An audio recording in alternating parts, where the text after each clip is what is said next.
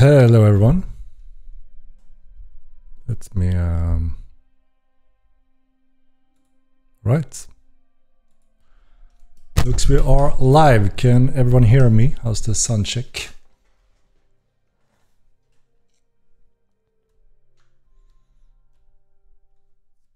Holas, holas.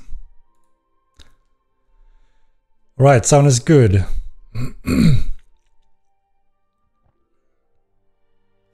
Great, thank you, thank you.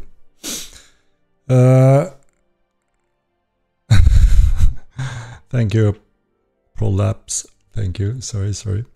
Yeah, it's funny how it says stop balancing and bug fixing. We need content, and then just after we need balancing, right? It's impossible to make everyone happy. That is why we need to proceed on all those areas in a proper way, because we all know content is important also.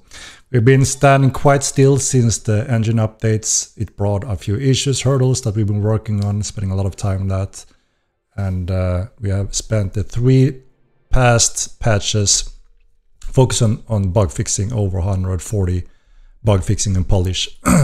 But you know, we're never happy with that, right? There's always more we can bring to the game. So we also need to obviously find new content for everyone to enjoy, because you know, if you've been playing for thousands of hours, it's natural you want to have new things, right, to keep playing.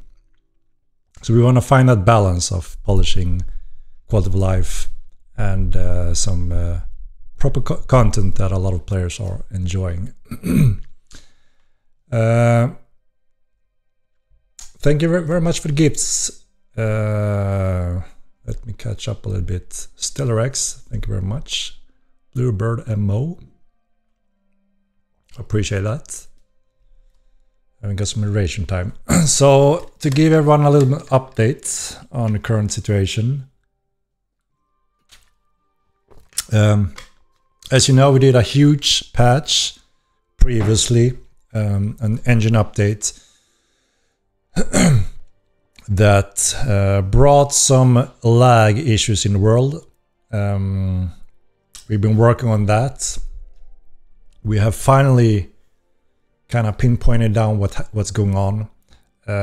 One specific node in our game world is going bananas, which is kind of flooding the packages on that specific server, hosting a few nodes, which is also hosting Meduli, Fabanum, Kranesh, and areas around that. So every time we've seen someone is making a petition for lag, freezes, problems like that, we've finally been able to pinpoint the root cause of this. So now we just need to solve that part. So tomorrow we have a planned update that will deal with some of these things. We also are isolating that problematic node if we don't fully iron it out on its own node, which means you will only be affected mostly when you're on that specific node. Currently, that looks to be the Tinrem node, unfortunately. So yeah, we are fully focusing on that. Obviously, we want to make sure that we have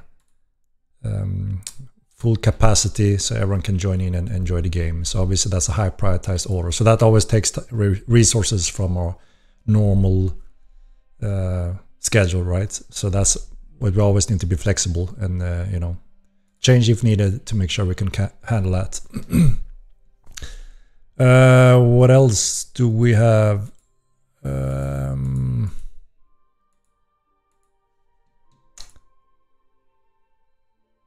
So obviously we have today our upcoming 2 sprints that we're excited to share with you guys. It's also some of these things is also great to get some input in. You know, we are early in the progression there as well, so there's room for feedback and adjustment.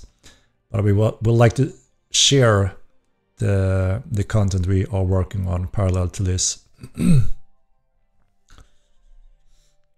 Yeah, you know, we are aware of a lot of, especially you veterans, are hungry for content that are persistent, and that is absolutely one of the major thing in the upcoming roadmap that we're working on to hopefully give you that a lot of you guys have been asking for, persistent content on a daily basis, and not insane commitment that you have to, you know, sit and siege an entire city, but you can do more a game session enjoyment on a daily basis, more or less. I'm gonna go through a little bit more in depth what I mean with that shortly, so you will be able to get some insight in that, and also obviously room for feedback and what do you think about it. So yeah, maybe we should go straight to the sprints. What do you say, guys, ladies and gentlemen?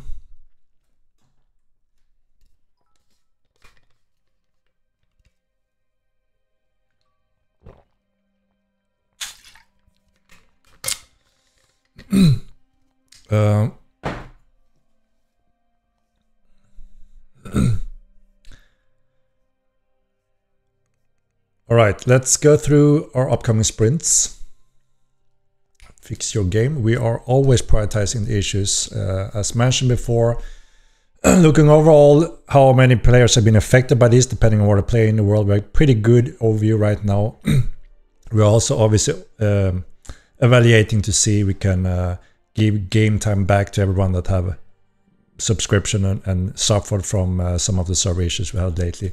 So please bear with us while we fix that, and also are considering, like I said, deploy game time on the affected players that have been playing the latest period. So we do everything we can, and we will do it as quick as we can. All right. So as you know, we did a game vote, community vote a few months ago that we're basing a lot of the core content. It's also a little bit of a puzzle to put together, because some things are dependent on other things. Some things tie very nicely, so one feature may give a lot of functions for another feature.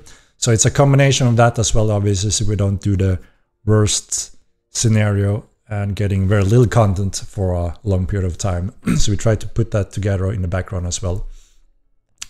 So let's see if we can get... let me just find... sprint that we're gonna discuss. Let me switch over.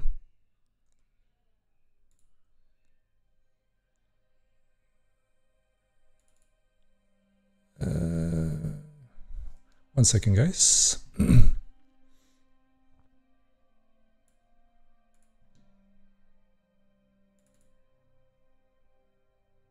All right, should be that one, and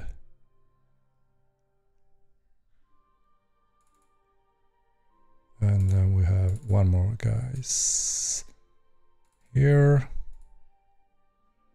Right. So we are revealing 2 sprints. That means the 2 upcoming patches that we are working on. And the first sprint that we are looking at, sprint 7.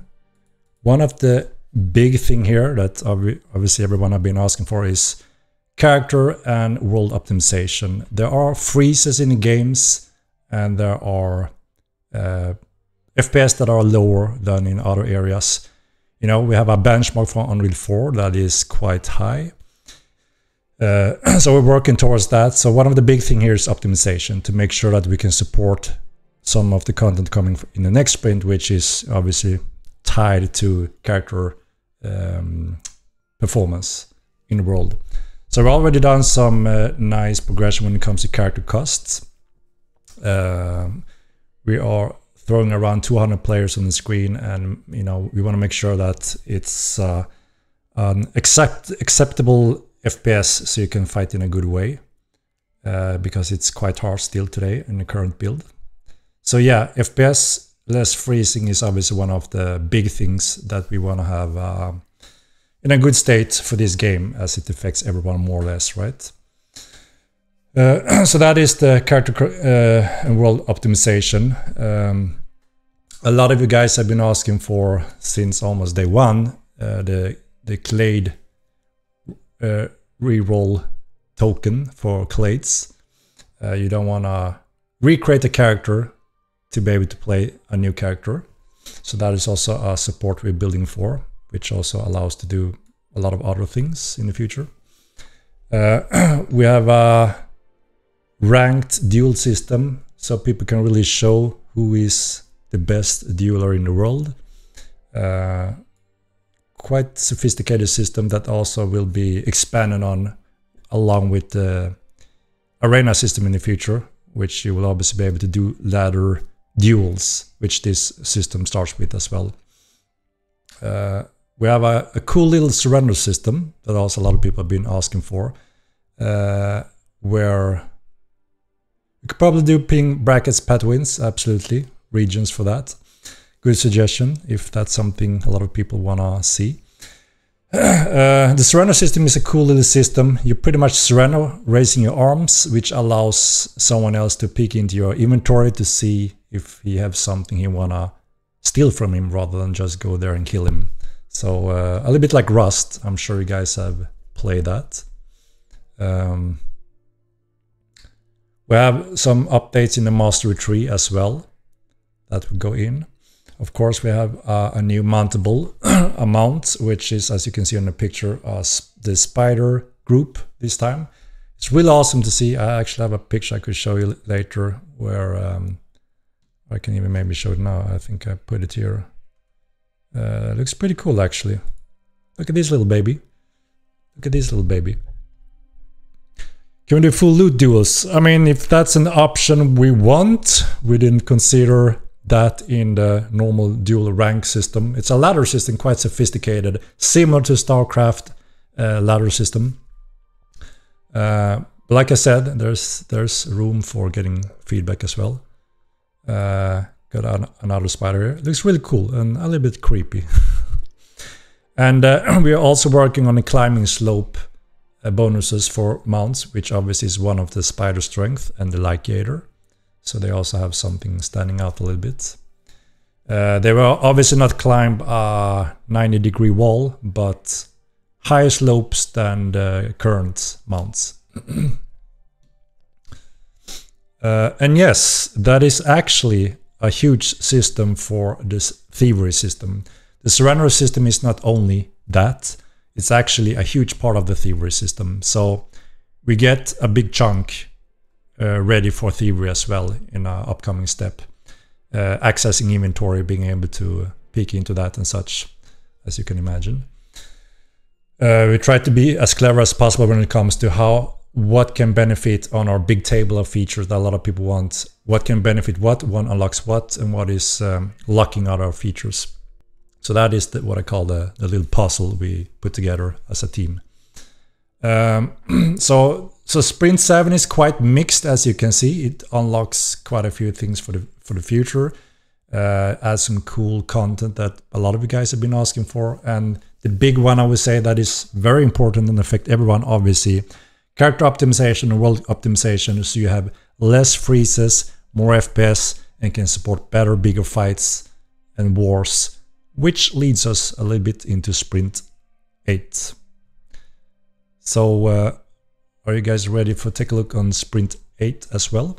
Or do you have any question on this one before we expand?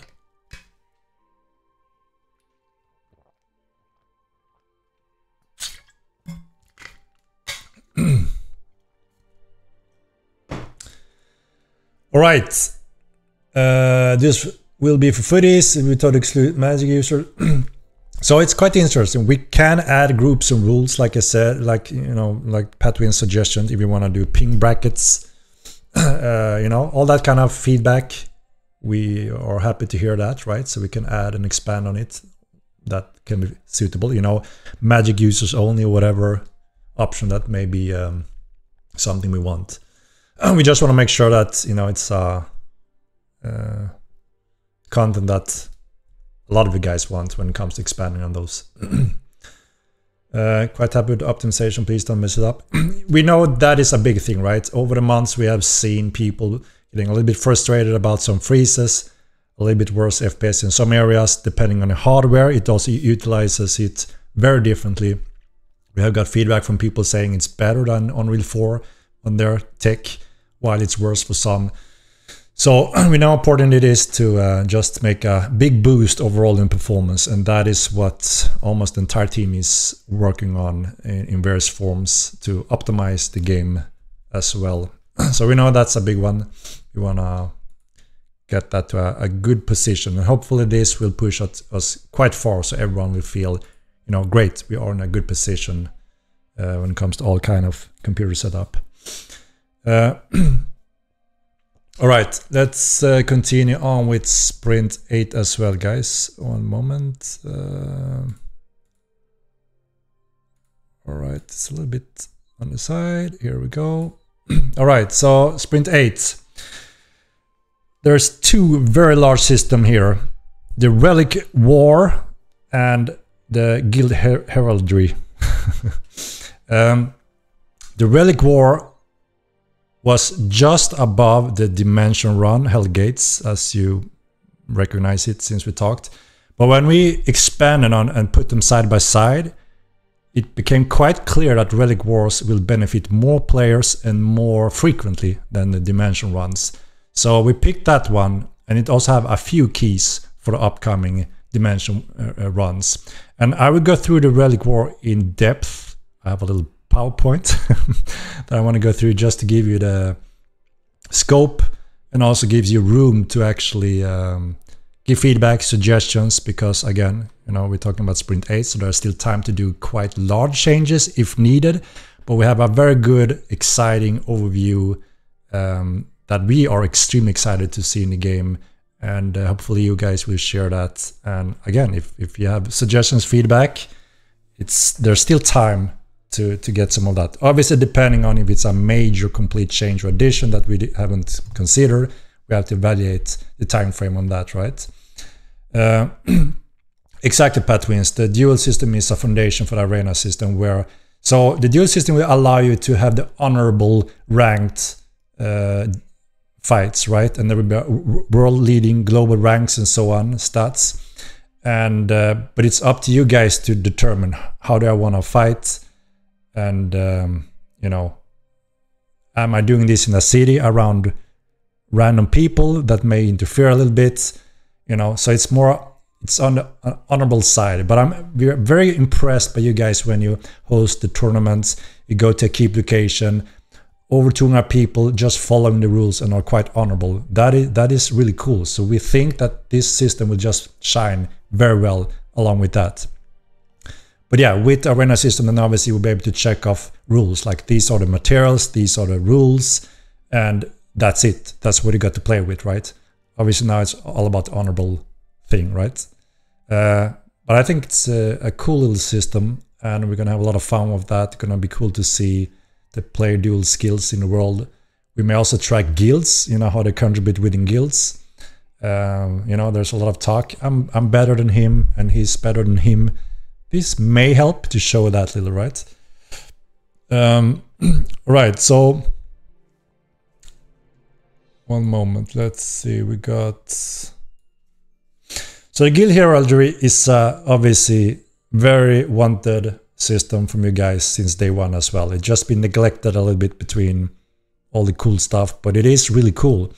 Obviously, you'll be able to design your guild emblems in a very sophisticated way. We are outlining it right now, doing tests. And of course, it needs to fit with our character system and performance. That's always key, right? So we don't expand on cost when we're already on the edge. So we're gonna showcase this a little bit later on when it looks more proper to showcase. Now we are fiddling around with placeholders, right? So it doesn't look exciting enough.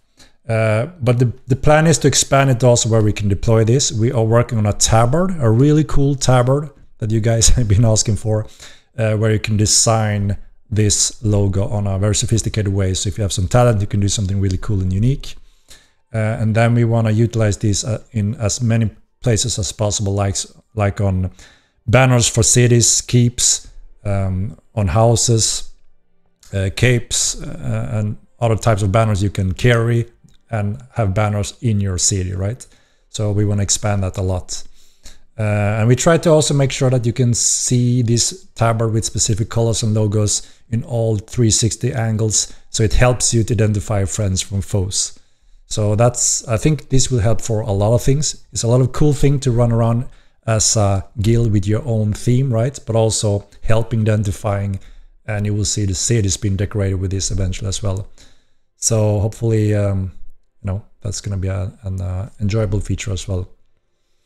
Let's see here. Am I missing something here?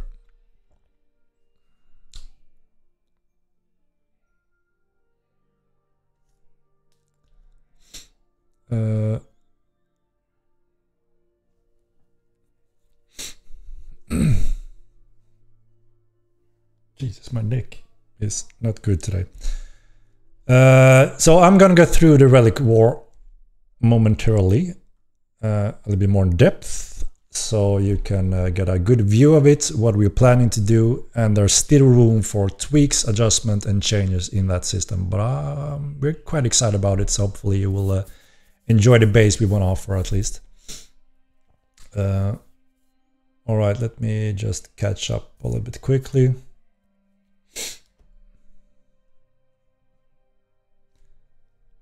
All right.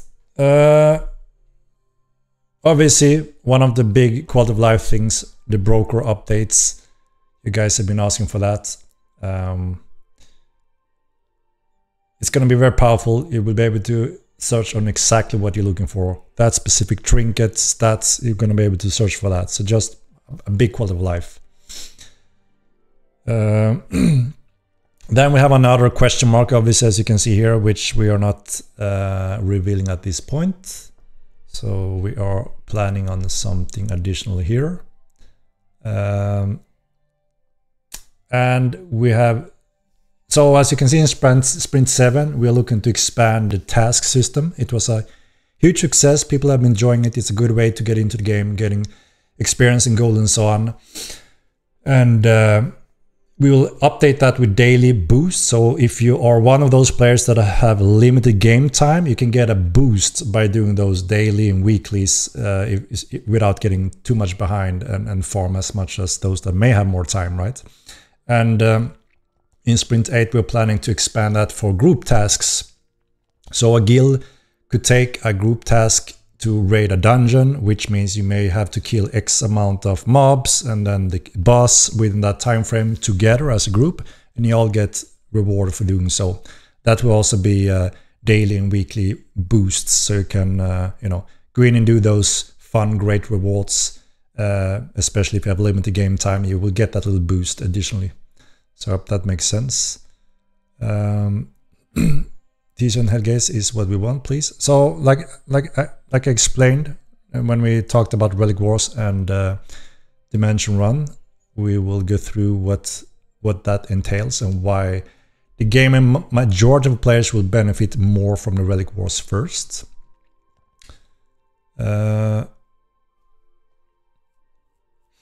We are not getting a static replacement on the graveyard for Halloween this year. The schedule doesn't hold it.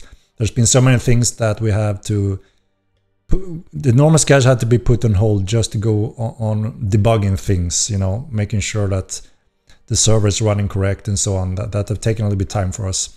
So what we are gonna try to do is some manual spawn events during Halloween, if that is possible. I can't promise it, but that is our hope.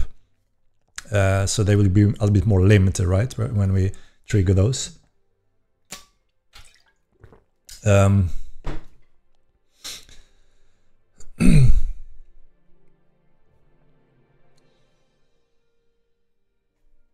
And yeah, so we have seen some of the reports where there are specific ways of logging out in dungeons. Obviously, we are looking into that to see. If I'm not mistaken, it was due to NVIDIA's GeForce Now thing, right? Or am I mistaken? I'm not too up to date on that. I just saw the reports. But yeah, obviously that's something we need to look into. When it's third party involved, then it's can be a little bit trickier and take a little bit time. But yeah.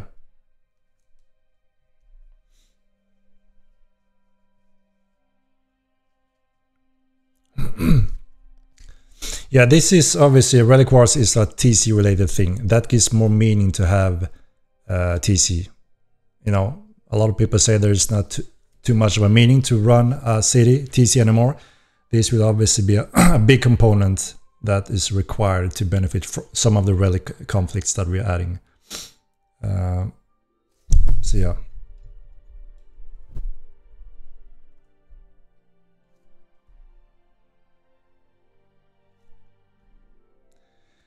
So when it comes to large groups and Zergs dominating the relic, as we saw partially in the first game, obviously we'll learn from that. So this time we're gonna change some of the rules there. We're gonna have multiple relics, so obviously one Zerg can't just take the one dropping, right?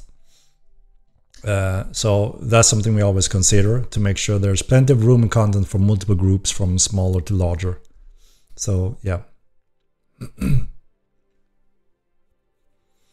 So yeah, I guess we can continue on and looking at what the Relic War is, so you can get a better idea and understanding of why it brings a lot of content for all types of players, from small to larger, and also a persistent ongoing conflict at all time in game.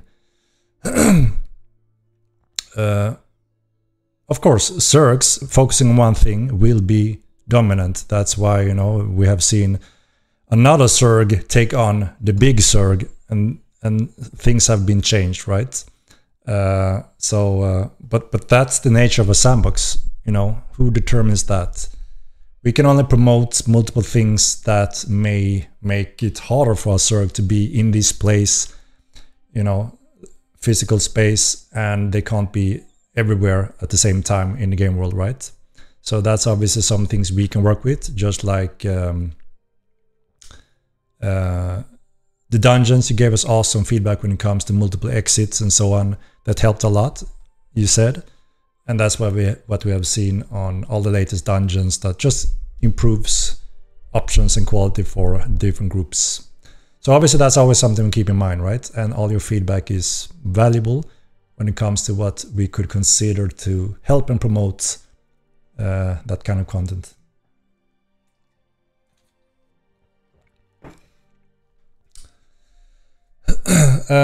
All right, let's take a look on the Relic War, so you can get an understanding of what that means for the game and how you can jump into that. 1 second.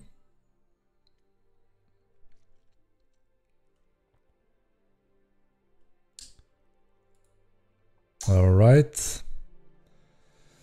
So the Relic War is going to be expanded from the first game a lot. It was very successful feature. A lot of people enjoy that in the first game, and that's also why most of those veterans from the first game have been asking, please bring it back to Model 9 2, so we can have more daily and weekly actions and gaming conflicts, group conflicts, because, you know, a lot of people are, you know, want new type of content and want to roam the world and run into other groups. So this will both give PvE and PvP experience. So a dynamic feature where players compete for control over different types of relics across the world. And we are blending PvE and PvP elements with a variety of gameplay objectives. So it's designed for strategic group play, encouraging both exploration and competition from smaller to larger groups.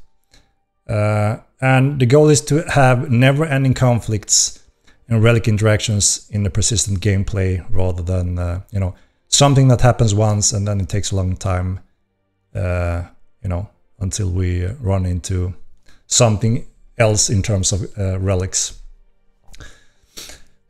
So yeah, why wouldn't I use some type of PowerPoint, a switch pictures to go through to explain it? Because that is probably the best way to go through it and explain, so everyone understands the concept of it, and then it's better and more efficient to get feedback on it or suggestions or whatever that may be. Like I said, before we are ironing out the core rules, right? There's still room for modifications. So I thought best way to introduce you guys to the system, the better and easier it is for you to understand it, and to also have valid feedback and suggestions on it.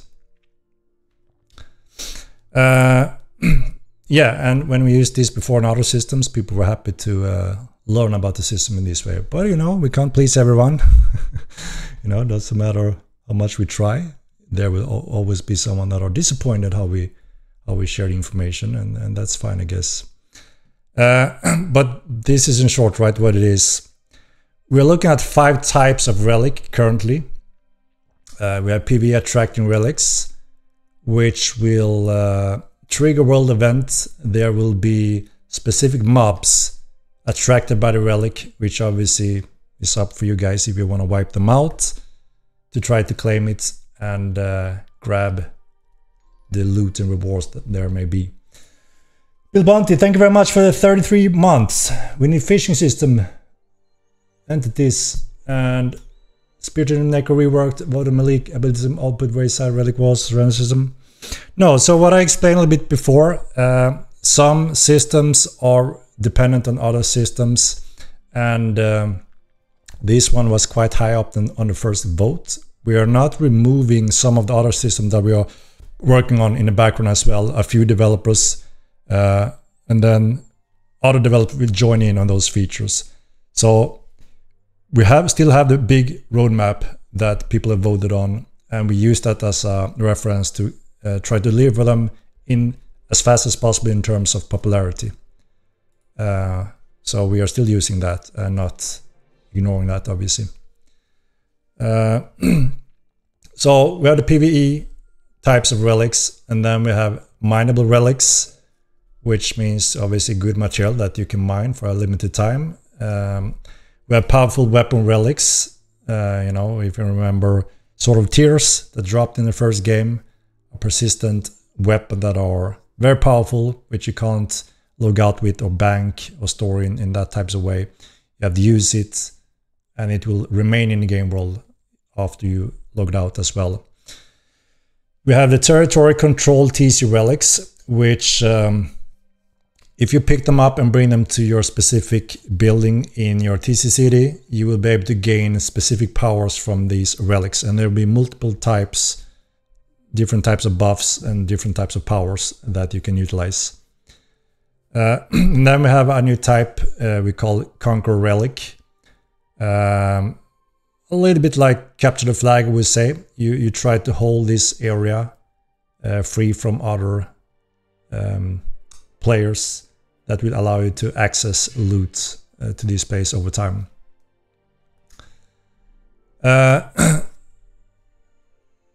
So we are dropping multiple relics, which means a server can't just go there and take it, right? They have to pick and choose, and obviously moving across the world, since we don't have instant travel, a server can't, you know, move across the world as fast as a local group may be able to do. So obviously there's balance around how long should the relic be accessible and not accessible. In the first game it was too hot for anyone to engage with, so there's time to gather around it and have conflicts, and then after X amount of time you're able to pick it up and use it or move around with it. So we are using all the experience we had from the first game relic system, the pros and cons, and try to refine them to be better for more players and more content of it as well, and minimize one server to take that one relic that was quite a lot in the first game. So obviously we're going to change that. So those are the current 5 relic types. Obviously this is something that can be expanded on. And again, we're always open for suggestions and feedback when it comes to these things.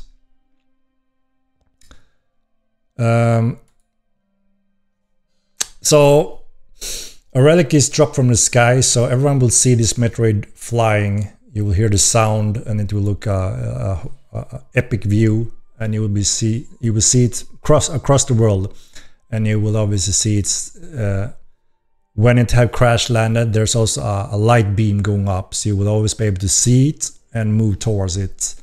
Obviously you may not be alone doing this, but this is also why we have multiple relics in multiple places. So yeah, you may have to pick one of them or spread your forces or whatever, right? And yeah, as I mentioned, the different types, there are different objectives. That is everything from resource gathering to combat, PvE, PvP, PvE, PvE. So there's something for every type of style, depending on what you're looking for as a group or player.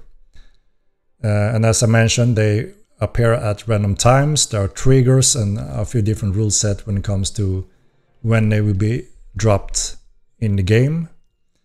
And as mentioned, you will not be able to delete these or store it in bank to just store it as a player and remove it. It will remain in the world. So anyone can always engage with them. You can always go there and siege them. As you see here, we have special siege rules when it comes to this as well. You will be able to siege this building at any time and take the relics from them and bring it to your city instead. So there's no, that is our goal at least, to not have a limited time frame on this. Only when you put it and secured it, there's a cooldown, and then it's up for grabs for anyone again. And we're not talking about a big siege like, you know, you have to have multiple manganons to destroy these type of relic buildings. It will be quite manageable for a small group, like a hit and run, to try to have a lot of conflicts around the relics, and there will be many different types, as I mentioned, and many active at all times as well. So that's the basic rules behind them. The PvE attracting relic, mobs will attempt to claim the relic, and the players must defeat them to earn loot and the relic's reward. And reward scales with the number of waves defeated. If all waves are cleared, a boss may spawn offering a special loot. So this adds a lot of PvE encounters as well, with specific loot. And again, open world. A lot of you players have been suggesting, asking for open world mobs, loot, PvE encounters. Obviously, this is one of those big one. And we have mineable relics, as I mentioned. There will be powerful meteorites going down, and you will be able to mine them at limited time, which will obviously create conflicts between players that are interested in this, or just simply harvesting for very powerful materials. As you know, they're quite locked down today on Mirland. This will add some options to that. And then we have the powerful weapon relics, as I mentioned.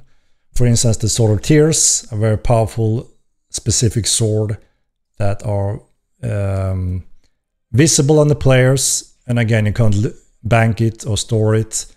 You can use it on the battlefield. You can pass it on to your friends, put it on the ground, and you know, let it be or use it.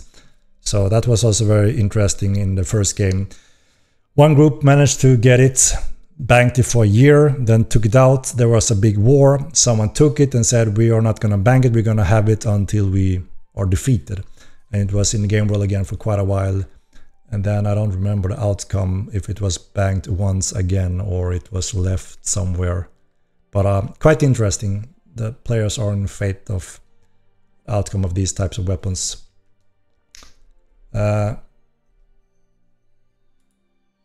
And then, of course, like I said, we have the TC relics. You transport the TC, the relic to your TC city, place it in a specific building that then locks down and give you as a guild specific bonuses, very different types of bonuses. Everything from growing pets faster to yields faster to being more powerful in different ways. And like I said, these are siegeable at any time. Even by small groups can try to claim relics and take them from them to use them in others or give to others, whatever you want to do. And then we have the new types, as I mentioned, also a Conqueror relic, which I would say you can recognize a little bit like a capture the flag. You are in this relic area, and the longer you control it, the more access you have to its loot. And if someone else goes there, they pause the loot access, which means you have to fight enemies off to be able to continue getting the loot from this. So this is also an interesting control area type of relic. And And yeah, like I said, you know, this is a system that is quite open to tie into other systems and can be expanded on very different types of King of the Hill. Yeah. That's probably a better term, King of the Hill. As I said, we are always open for suggestions, feedback, what could be changed, added, tweaked, or if something is missing. We are happy to hear that feedback early in the core development of it, so there's still room for you know, doing stuff like that. So this gives you a more insight of the general rules of the Relic War. Comparing that with the Dimension runs, which opens gates at limited time, and it's only that group that can join into the gate. That's just a fraction of the player base that have a chance and opportunity to jump in. There will be different types of gates that are more frequent. There will be some rares. So obviously it's a cool system we want in the game, but this is more highly accessible by the masses. Even a solo player could go there and pick up a little relic and wield this amazing sword and have no clue what type of sword he's wielding, but he may also become a target because he's carrying something very visually standing out.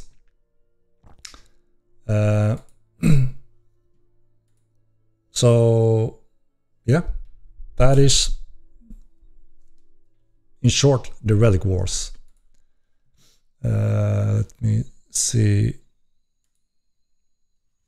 So yeah, as I said, how often does relic drops? So that's one of the big balance things, right? We have multiple types of relics.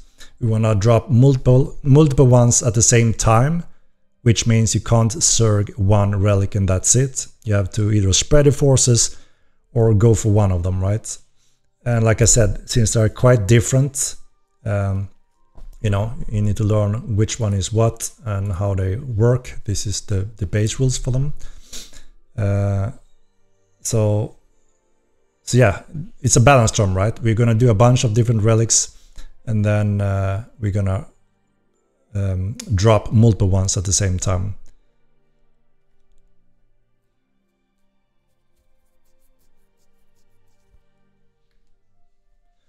The community voted for Dimension Wars and the Relic won, looking at the votes by a few hundred votes. But they were quite close, and as I mentioned, there's only a fraction of the player base that will interact with the Dimension runs, while everyone always, at any time, persistently can interact with the different relics. So more players, including smaller groups, if you're not in the Zerg, will benefit more from the Relic War. But that doesn't mean we're not gonna create the Dimension runs, right? So obviously, if there's a gate opening, the Zerg will go there, lock it down, and that's it. You will not be able to participate. So if you're worried about Zerg content, the Relic War is much more suitable because everyone will have a fair chance. And like I said, if we have dropped 10 relics, if there are TC relics, they will always be persistent in the game world. So that means if a Zerg is trying to defend their relic and there's new ones dropping, they're not going to be able to be at all places and claim them all, right? So this is very difficult for a Zerg to dominate all of them. They have to pick and choose, right? Or obviously smaller groups will be able to claim them or destroy or steal them. So this is based on player population content. Relics should be a great addition and create conflicts which are much needed. Yeah, and that's one of the big, you know, thing from the player base, right? We want more conflicts, we want hotspots, please, we want events. And that is why Relic is one of those important systems to help with that. I'm not sure if you want to have a limit on how many relics you can hold at one time, because the more you hold, the more you need to defend all those, right? Because you can't lock them too close to each other's. But again, that's open for balanced discussion. Do we want to have a limitation on how many you can hold? Or do we want it to be free for all and you just simply have to defend them all?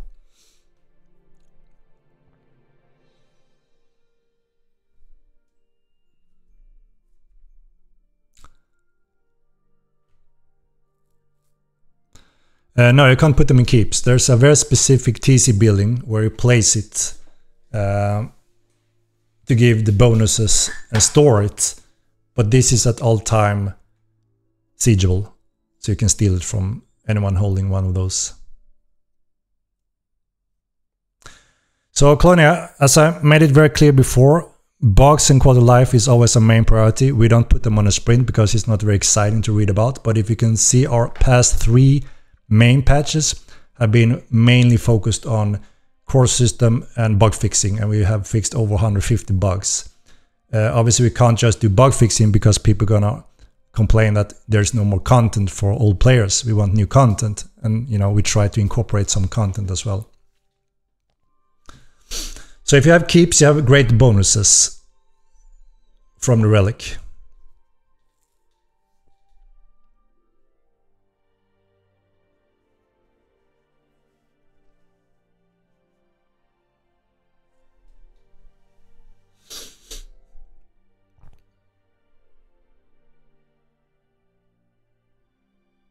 You can't, you build in keeps. So you build a very specific building, right? That is at all time siegeable. So some of the siege rules is gonna change just to you know, fit with the relic wars.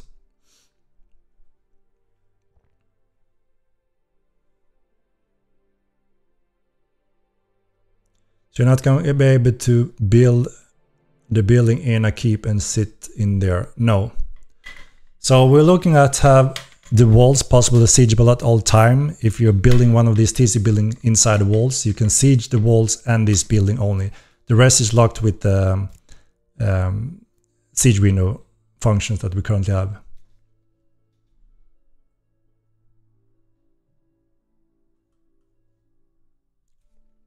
Or skill heraldry. That is that is a system that allows you to design your guild logos and put it on your tabards and such.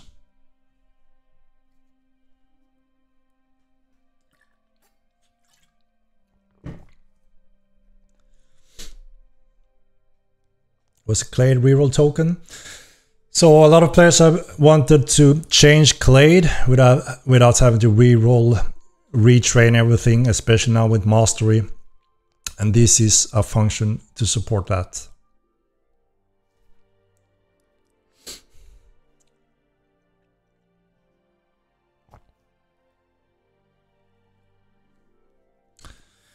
So as I said, Hellgates was just voted below Relics, and it's way less player content. If you compare that, you have some type of gate access, quite limited. That means only a group of a few from a guild can participate in those, while Relic Wars will have multiple instances of conflicts at all time, at any time, which allows you to do different types of wars across the world and can move away from Zergs, because a Zerg won't be able to obviously hold them all, right? So while I still think both is really cool and exciting, putting them side to side, how many players are affected and can participate in content on a daily basis, which everyone desperately is screaming for. We want content and conflicts and hotspots in the world. Relic War is boosting that 1,000 times more than Hellgates. Of course, we're gonna have multiple portals, right? But depending on those rules, we don't plan to obviously have gates at all times, so they become empty and not used. They're supposed to be used and taken specifically. There will be different tiers of them, right? So there will be lower tiers that you can do more frequently, but it's not an open world hotspot conflict with different types of players and groups crossing in the world like the Relic War is. Like I said, it was a huge success in the first game, but it had a few issues, balance issues, and it also lacked multiple types. And those types we want to add this time based on that feedback, obviously. Yeah. That is why you can see the big character optimization and world optimization in Sprint 7, because if people in large groups swipe into these wars and relics, we want to make sure that FPS freezes are minimum, right? So that is why we have that in a sprint before it.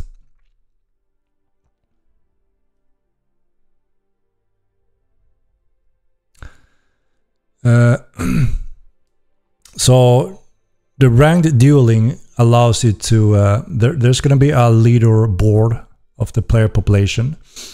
You'll be able to challenge a player on a ranked duel or unranked if you want to continue like that and practice. And if you win, you will get score, and it will be based on that ranking, and it will be put in a ladder ranking. Quite similar system to StarCraft, their ladder system. And we are planning to, you know, obviously give you stats and stuff like that on your progression. So there will be different types of brackets and ranks. Obviously the biggest one is Grandmaster.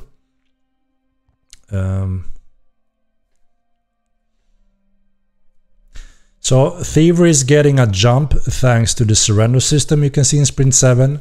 It allows you to surrender and allows other clients and players to access your inventory and see what you have. So that is one of the requirements for Thievery, because we're going to use the same function to snoop into a pocket and then a stealing skill on top of that. People can chase for ranking, yes, but obviously we are considering those things. Like I said before, it's also an honorable thing to see how good are you at dueling. We're looking at a few things. I'm not sure about it, but there are some what's it called, like rating, honorable rating or karma rating, what the hell we're gonna call it. So obviously if there's cheating going around, that may also be displayed here, which means you may be excluded from dueling with others, which means you lose the kind of point of trying to show your skills. There is what people want. Some people want it, but far from everyone. It was quite down on the population votes, but like I said, we are building towards multiple features that are on a giant list. Some things are coming from some of these features. We're building backend systems that are deployed for multiple of those features. The surrender system gives us a big part of the Thievery system. So we are moving towards those over time.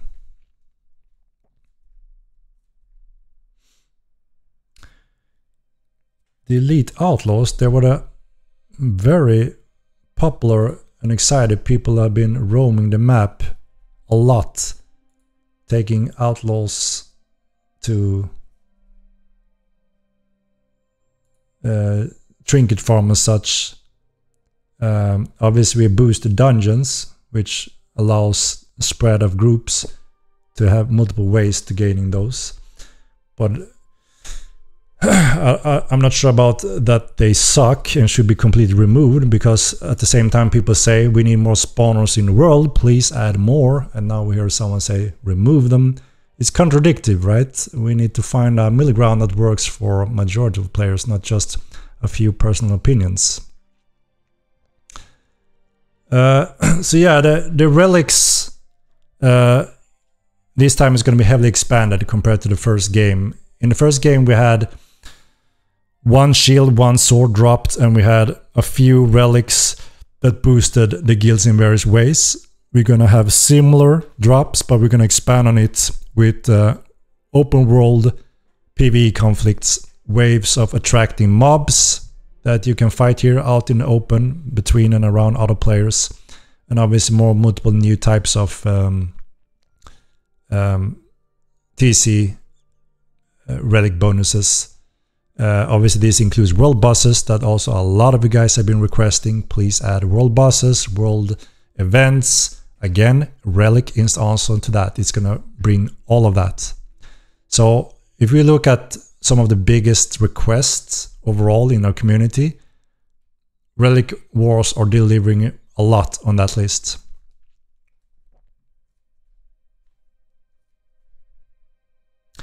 Don't spawn 5 outlaws at once on fledging. Don't go to the mini king as a fledging, right? It's the same thing. How do we determine, you know, where they go in the world? That's a few things that we learn, right? Where are there a lot of dangers in the world? How can I avoid some of that? And it doesn't take too long to adapt to that. Same thing goes, okay, this city, there's a lot of dangerous players around here. I want to leave because I'm not interested in player conflict, perhaps. And Milan is big enough to move away from some of that you may not enjoy.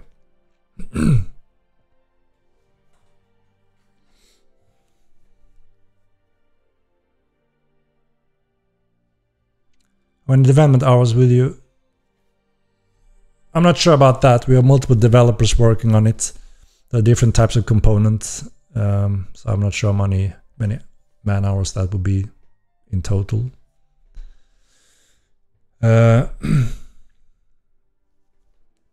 Of course, if there's a lot of outlaws very close to cities and there are problems, we haven't heard too much problems of that, we can always adjust, right? So feedback, okay, this city, this location is way out of place when it comes to outlaw balance. There are way too many. You know, great feedback. We can look into that and adjust.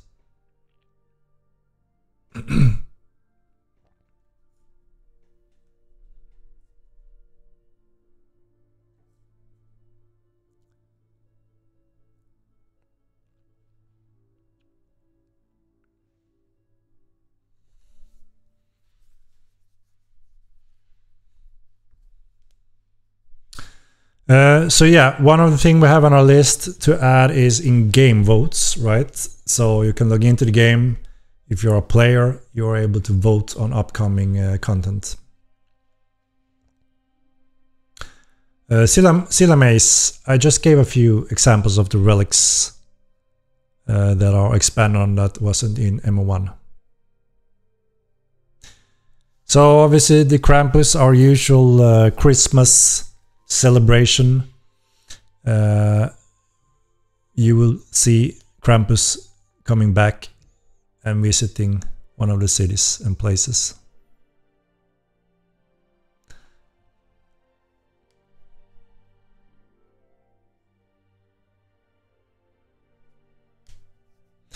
So it's been a tradition since what, 20 years with Krampus. And it will be quite sad not to continue that tradition, don't you agree?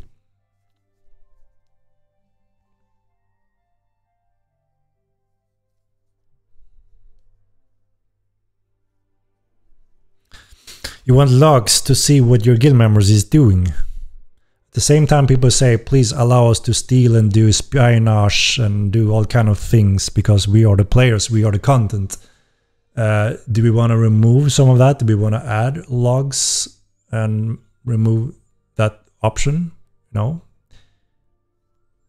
If that's something the majority wants, we can look into that.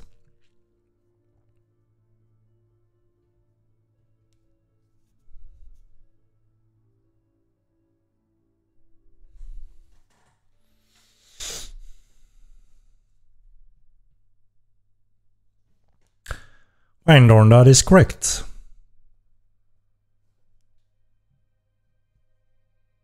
So we are obviously gathering also the overview of TC issues, balance issues, or simply things that are not good or fun enough. And we're slowly trying to make a plan of, okay, what are the main problems? What are we missing? What do we want to rebuild? But before we do that commitment, we want to make sure that, okay, this update is something that the absolute majority agree is a good change. Because the last thing we want to do is spend months on something that are going in circles. That have happened before. You know, we had a focus group back in Molten 1. We worked closely with the so-called hardcore players. And it went good in the beginning, but then the players said, well, revert it back. I'll change it back. It was actually a little bit better after a few months. And over time, we noticed we spent thousands of hours into something going in circles. So we want to make sure that we spend any development hour on something that is an improvement, a secured improvement for the game that the majority of players can enjoy. And something that everyone is signing up to is new, good, fun content, because veterans are running out of content. They want conflicts, they want hotspots, right? And that's something we try to add, so there's always something to do while waiting on other features.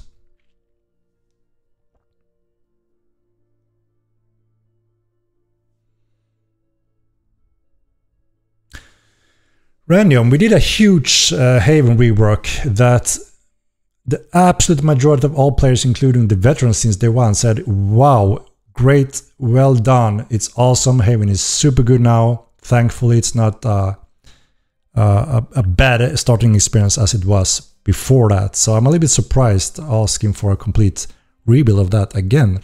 There's always room for improvement, sure, but I don't think the baseline is bad enough now. We have seen a huge difference from the player experience.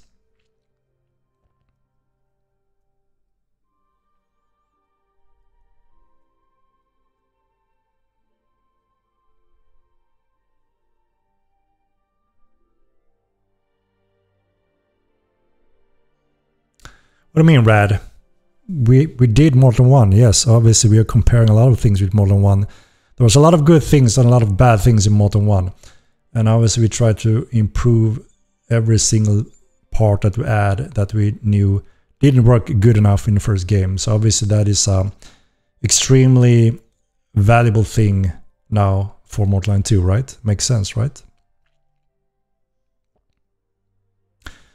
There's a few things, obviously, more we want to do before Haven can go free to play.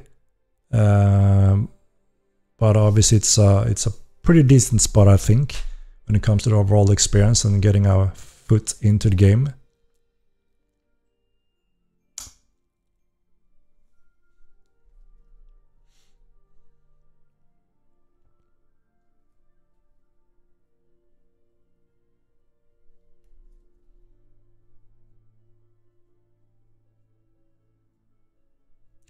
I've seen hardcore pro players ruin so many games. I tell you, don't listen to these players, but that the majority ones. We try to be very careful when it comes to looking at the overview. Like I said, you can very clearly see or hear a small, very passionate group, you know, yelling for something, and they may be right, they may be wrong. You know, I'm not saying that. And then we look at the greater picture and ask the game, or just take a look on the stats. Does this go along with the same feedback? In some cases, it goes completely opposite. So this doesn't make sense. We have a 5% group in our game, very vocal about something. And then we look at the actual data from the actual players playing the game regularly, saying the opposite or playing the opposite. That is always interesting. Sometimes they match, sometimes they go opposite, sometimes they're mixed and conflicted. So obviously we try to look at the greater picture, collect as much data as possible to make sure, is it worth spending time on this, or is it, you know, not?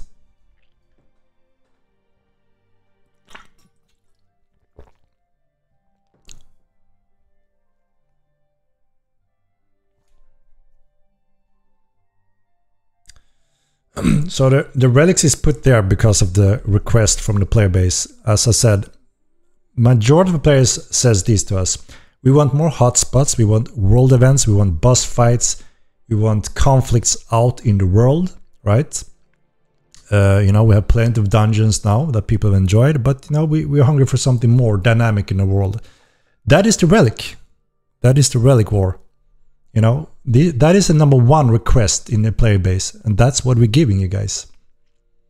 Performance is a big one. Hellgates was #2, Sir Ktivo, so you are not correct. But yes, you want Hellgates, because it was #2, so obviously a lot of people want that as well. But, I'm going to say it one more time, Relic gives more content for more players. Hellgates is a little bit more limited, but I love Hellgates personally, so I want that system as well, you know? And it will come, it's just a matter of order. So we're not saying we're not going to have Hellgates. We do like that game, even though some people have raised great concern that they go to another dimension, which means they're outside of Milan. They are, you know, away from that. They can't be interfered by other players. Both pros and cons with that. But you know, that some people are hesitant there. while everyone thinks, well, bring Relic Wars, it's just a pure win in all areas. There's nothing bad or negative with the Relic Wars. It just gives hotspots and conflicts in various ways, and PvE content. More PvE content will bring PvP automatic. Exactly, and that's what Relic brings. It will bring really awesome, unique PvE content, which naturally will bring PvP, just like all new dungeons have done, right? We know that.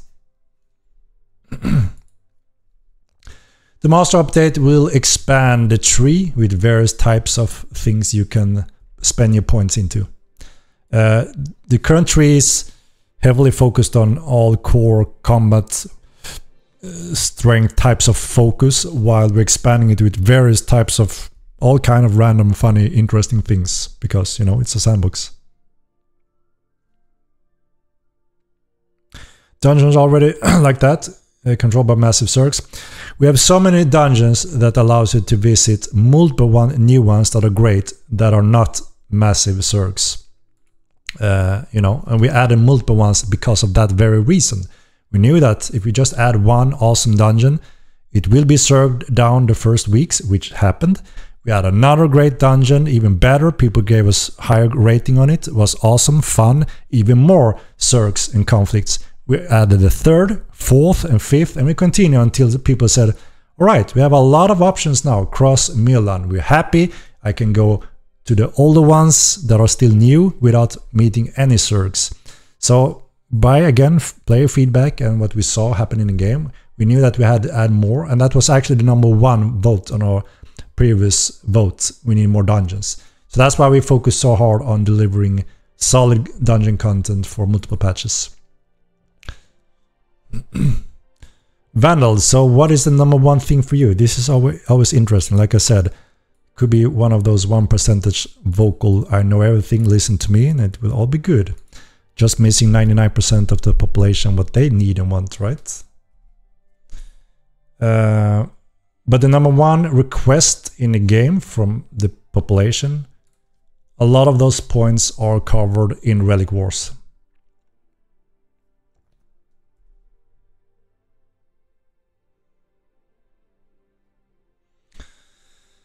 I haven't logged into the game since last week, so TiVo. So been a little while, but I've been working 15 hours a day, Monday to Sunday. 99% of the population is 700-ish players. No, we would have shut down immediately if that's the case, because obviously that means we have no player interested in the game anymore. Again, we talked about that many times. I know it's impossible to know what does active player base means compared to what you see currently in game, compared to what you see subscription and so on. And we have one server which is 24/7 access. You don't play 24/7, do you? You go to sleep, you work, right? You eat, you have a life, and then you may play a few hours. And then when you log out, does that mean are you not an active player anymore? Right? We have way more players than you would dream of if that's what you think in terms of active players that are coming back and forth into the game within a week. We don't have a life. Well, then, so we have 700 playing 24/7. That is quite impressive. Quite impressive.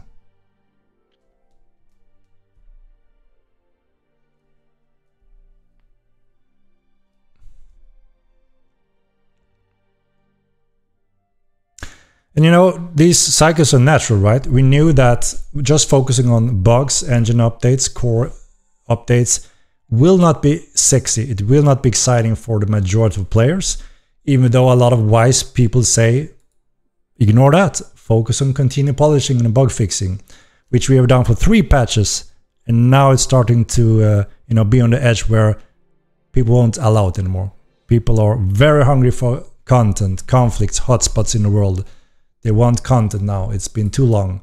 So we need to, you know, bring back some of that development as well. We can polish infinitely, right? It's a very complex game world. It's a sandbox, and you know, obviously we try to prioritize the most biggest issue, quality of life, first of all, which we do in every single patch. But we also need content, right? If people play for thousands of hours, they want content, demand content, and we understand it, and we need to give content.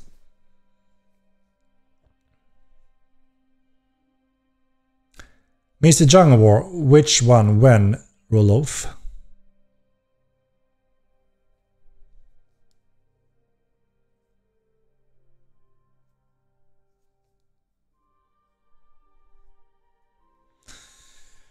You know, there will always be ups and downs in Online in terms of active players in game. There will be other popular games releasing that people want to try out. You know, well, I've seen 3 patches of only bug fixing. I'm tired of it. I want content, right? I'm waiting for that. And while I'm waiting for that, I may play this new cool Warhammer game or whatever, right? That's a natural cycle in these type of games. That's why we've been running this game for 20 years. There's always doomers and gloomers, you know. Oh my god, we're dying because we are 300 players down. That must mean the end. No, this is still the beginning. We're very early in the development phase, and we're yet to come to the goodies that have been on the roadmap or the voting map for a while. But obviously there are stuff on that voting map that will take years to come into the game. That doesn't mean we will give up or, you know, think everything is hell because we have a down cycle between exciting patches and not exciting patches. That is natural and expected. We are prepared for this, and we have experienced this for 20 years. It's nothing new, and we understand our frustration. Oh my god, I really want some new content because I want to play it. I want to have fun. We are passionate, right? Or we wouldn't have any complaint. If no one cared, wasn't passionate about this game, no one would have said anything. They would just left, right? And that's it. So cycles up and down. It's just the same as any nature cycle. We have winter, we have summer, right? So yeah, this is something we're used to since almost 20 years, starting with Mortal 1. And we will obviously update you if we think that, okay, you know, there's not enough players enjoying this type of game, we are not supported anymore. We will obviously make adjustment and announcement regarding that if that's something we see necessary. But for now, we are working as planned in terms of prioritizing what's important when it comes to core quality of the game, like some of the login issues we've had. We are prioritizing that and spend a lot of time with that. You know, sometimes it's very difficult to find issues in a project like this, and it takes time. And that obviously steals from development time, which means we can't always pack a patch with very exciting things. And there will be people that loves PvP and those that loves PvE and vice versa. Which means if we add PvE content, the PvP players will be upset and say we're delusional. And we will add opposite, they will be happy and the rest will complain, you know. And then of course there are the majority of our active players that are very supportive, awesome players that you know, some of them have good understanding of this project and understand the difference between Blizzard or a 500 development team compared to us, around 30 developers in total. We are probably the smallest game dev in the world, making the most complex game in the world. And yeah, that sounds crazy that we're trying to do that, but that's also our passion. We come from UO 1996. That's where I was born into the game industry and I fell in love with it. And that is why you don't see a classic theme park clone in Mortal Kombat 2, because we don't enjoy making that and we don't enjoy playing that. And this game won't be for everyone, we understand that. People that want that classic protection in a theme park may not enjoy as much in Mortal Kombat 2, but there are areas in room that they may enjoy sooner or later, depending on where in the roadmap in the now or later or in the future. You know, and that's the beauty of this game. You can log in, you can log out, and you can join back in the next year or in 2 years and come back, because we're going to continue delivering great content that the majority of player base wants, that also fits with our vision and style for the game. And we are fully aware of there will be disappointment. This feature was not exactly how I imagine it. You know, people will never agree 100%. You can see that on Discord. People are fighting each other every single day that they should do this, and the other guy says no, they should do this. No one agrees. And that's the nature of a sandbox game. That is also why the majority of the world developers never touch these types of projects, because it's a very challenging path, and you will have a audience that make it vocal and heard, both good and bad, both supportive and non-supportive. And we are aware. We have that experience. We have gone through this for many years. Sure, we can get tired of it sometime and, you know, feel drained, but this is still our passion, and we're gonna continue on this as good as we can. And we really appreciate the support from you guys and all the feedback that helps us move the game forward. We listen on everything, but you also have to kind of accept that even if one person thinks this is how it should be, trust me, I know everything, and everyone agrees, you may be surprised that that person may be alone with that thought and idea. Again, you can see it on Discord at any moment, just logging in there. And if you have a very distant view on that okay, maybe there's a point in that, I think it's a no-brainer to do this, but holy shit, the majority doesn't seem to agree or see that point. You know, do I have an extreme view, or is it everyone else being lunatics? You know, it's sometimes good to have that kind of, you know, worldview that, you know, sometimes maybe someone doesn't know exactly what's best for the game, right? And us having at least almost 20 years of development experience for this type of game, have done the first journey in the first game. You know, there's a lot there that we try to utilize, obviously. We agree that TC have issues. That is a no-brainer, and I think most of you guys that want TC content agree on that point, right? You know, there are multiple things that we can change and update in TC that will probably make it more fun and engaging for players, and also promote a TC with more reasons, with more features. I want to grow my farm, I want to produce content, I want to have my shop, I want to have different types of rules regarding TC and sieging. There's room for all that, right? And we need to do the right kind of updates to that, so we don't move in circles or moving backwards, right? Then we have safe content that everyone enjoy and benefit from, and grow the population. That's also something we need to prioritize, along with stability, polish, and bug fixing and quality of life stuff, right? So there's that balance we need to consider. And again, we are 30 developers in total, and that doesn't mean that all of those can just add a feature on their own. It's a teamwork. You need code part, you need art, you need animation, you need engine updates. You know, there's so many components. So even though 30 may sound as a small, decent team that can do a lot of things, they're still limited on what they can do on their normal work hours on a daily basis. And they go beyond that. You know, we have a very passionate team. How do we decide what's best update for TC? Make a TC-oriented pool, ask us. You know, we are fully open to hear anything regarding TC. We have seen a few posts and suggestions on Discord and forums that some people have poked us. Look at this, it seems awesome. You know, it could be that we have a solution or a suggestion already there that we can take a deeper look and expand on and maybe make it happen, right? As I said, you guys are players, and some of you have played for many types of games, just like we are also gamers, right? So obviously we try to look at what works, what doesn't work. At the same time, we don't want to copy a clone or a theme park clone, as we mentioned, but that also has the risk of, okay, this sounds awesome, everyone loves it, give it a go. And it was awesome for X amount of months, and then after a certain time it slowly changes and mature and, you know, halts, which means, okay, now we you know, we don't enjoy it anymore. It was awesome initially, but now we don't enjoy it anymore for these and these reasons. And we can identify all those reasons and see what are a better option for that. We're fully on trying to you know, update that. Oh, there are 30 devs. We have thousands of players supporting us, Mickey. We don't have 700. If we had 700, we wouldn't be able to afford 30 devs. Like a bear. Thank you very much, Random.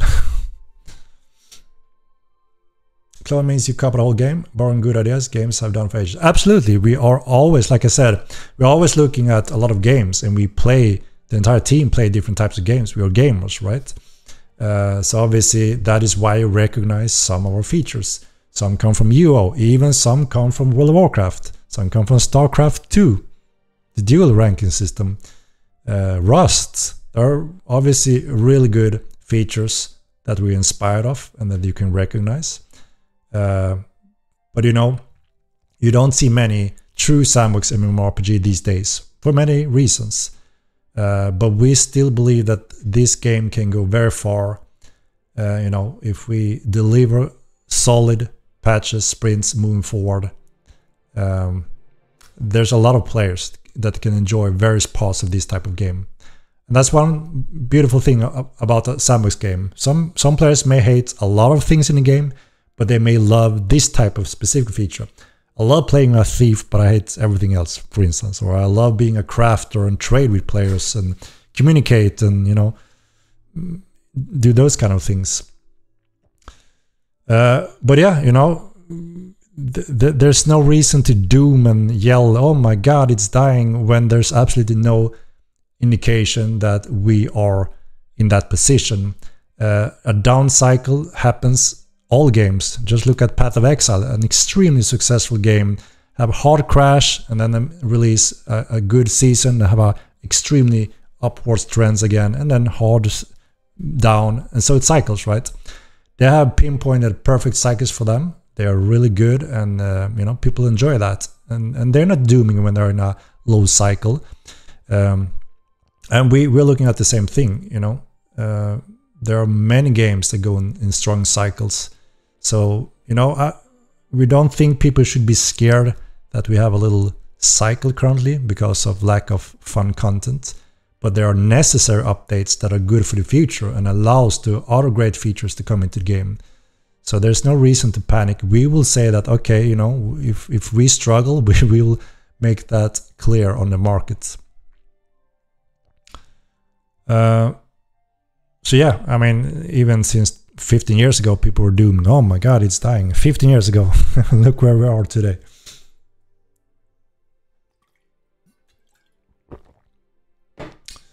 MMO1 wasn't a failed game initially. You know, people say that's still one of the best MMO in all time. Obviously, most people agree that MMO2 surpassed that for many reasons. But we also think we saw that it could never grow for the future because new players wouldn't accept it, which we can see differently already in MMO2. Also, thanks for a lot of players enjoying and playing Rust games. You know, many of those players can already very quickly adapt and enjoy and survive in Mortal 9 2. You know, and that is different types of players. You know, we're getting a lot of Rust players, Mordhau Chivalry players, because they enjoy that part of the game. You know, and then we have more sandbox trading part of the game. Yes, there were obviously thousands of players that played MMO1 since day one until even today. A few players playing it, and their word is obviously they wouldn't have played it and paid for it if it wasn't something they enjoyed, right? I'm not saying it's the best world in the game in the world. I'm just saying that people said, this is my favorite sandbox MMO. There's nothing like it. You know, if you enjoy WoW better, that's a very different game. That's more what I'm saying. Darkfall was a little bit similar, right? There are some people saying today it was the best game ever. You know, and then we had a similar group that said Mortal was the best MMO ever, sandbox type. But you know, I can't tell you. What do you think? That's the beauty of it. I'm just sharing our past history since 20 years. It comes from something, right?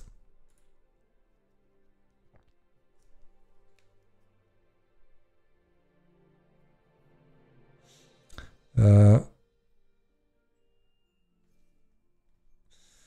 been playing Mortal since Mortal 1 Steam release. I can confirm that it's the second best MMO of the Ultima line. So we got a old-timer in here even. His word, not mine. Mortal is the MMORPG. That's the thing, it's kind of like a lot of people, either it's not at all for you or it's a damn unique game for you. For me, it is the unique experience. It doesn't hold your hand, you can get shocked, your adrenaline can get pumped in 5 minutes when you log on.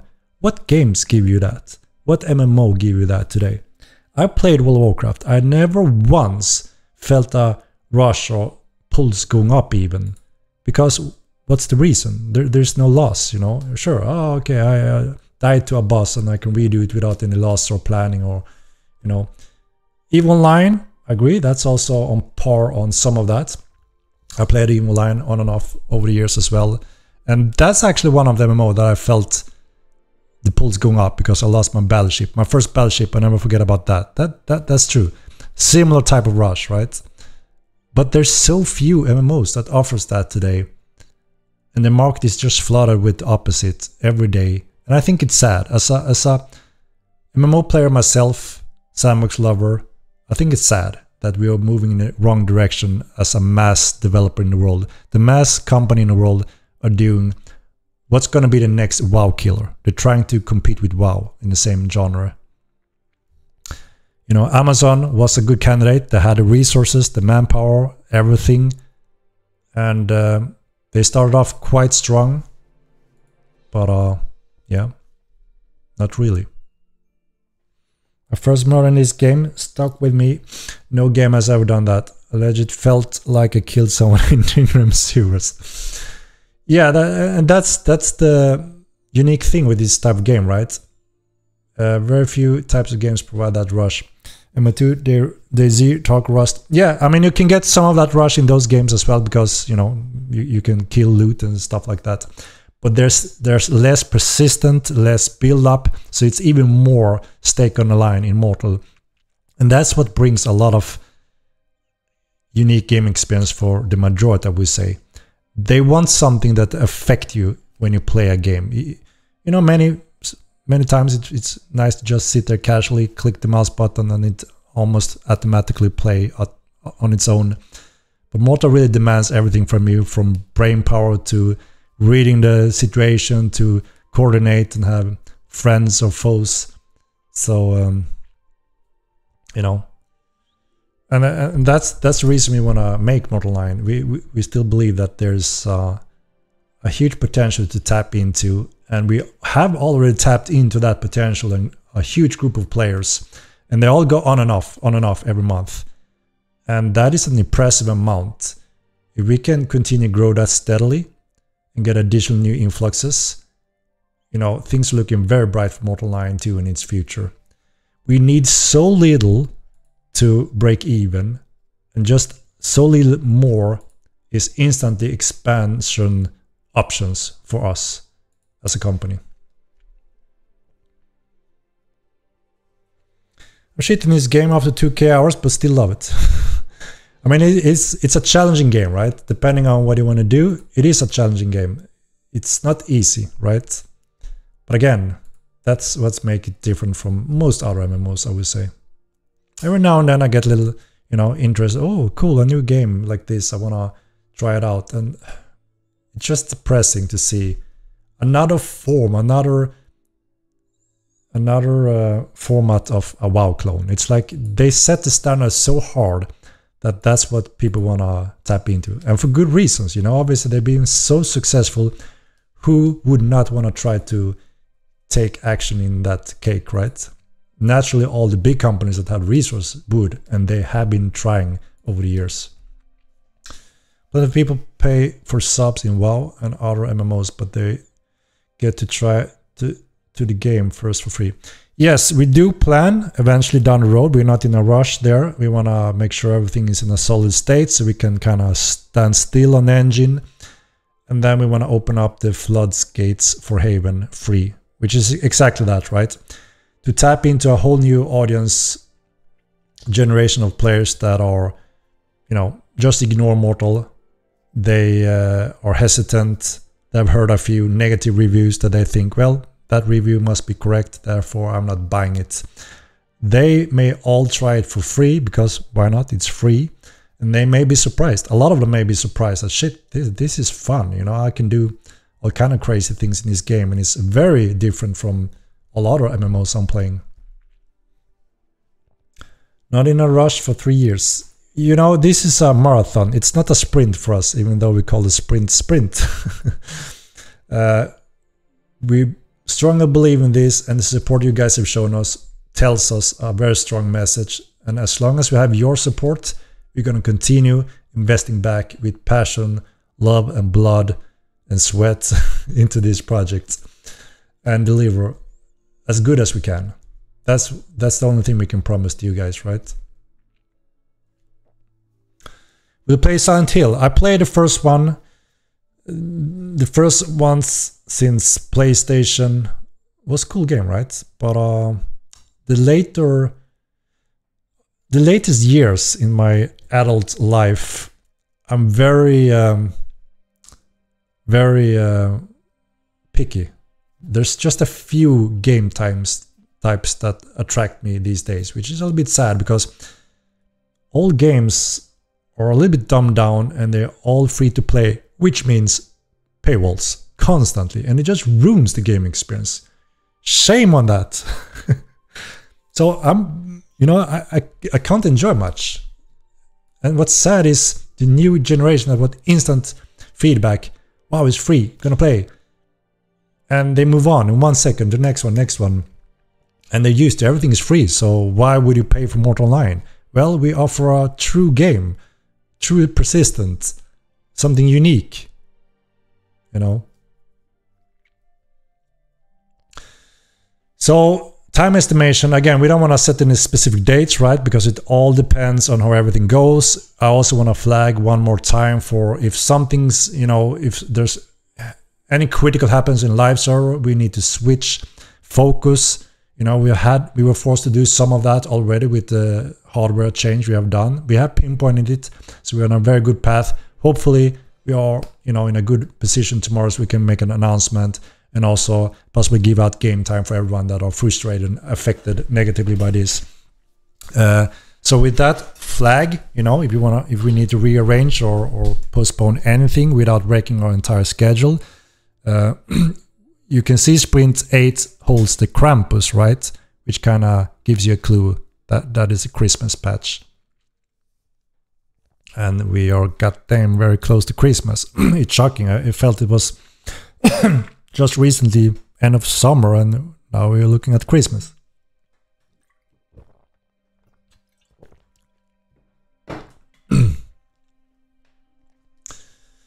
Gandhi, we will see. You know, people have been appreciating the support packs. We have released 2 of them, and a lot of you guys have taken them up. Obviously a good deal if you're playing the game, and a bonus cool little cape, right? So we will see. Guild Tarbars, please look at Sprint 8 top right corner. It says Guild Heraldry. That is it. Guild Tarbars. Nice, so this patch will be soon, Sprint 7. It is getting closer. It's getting closer. Obviously, we're gonna announce PTR. We wanna have your help to test whatever you wanna test. That is always appreciated. It helps. You always find something that just helps the patch quality.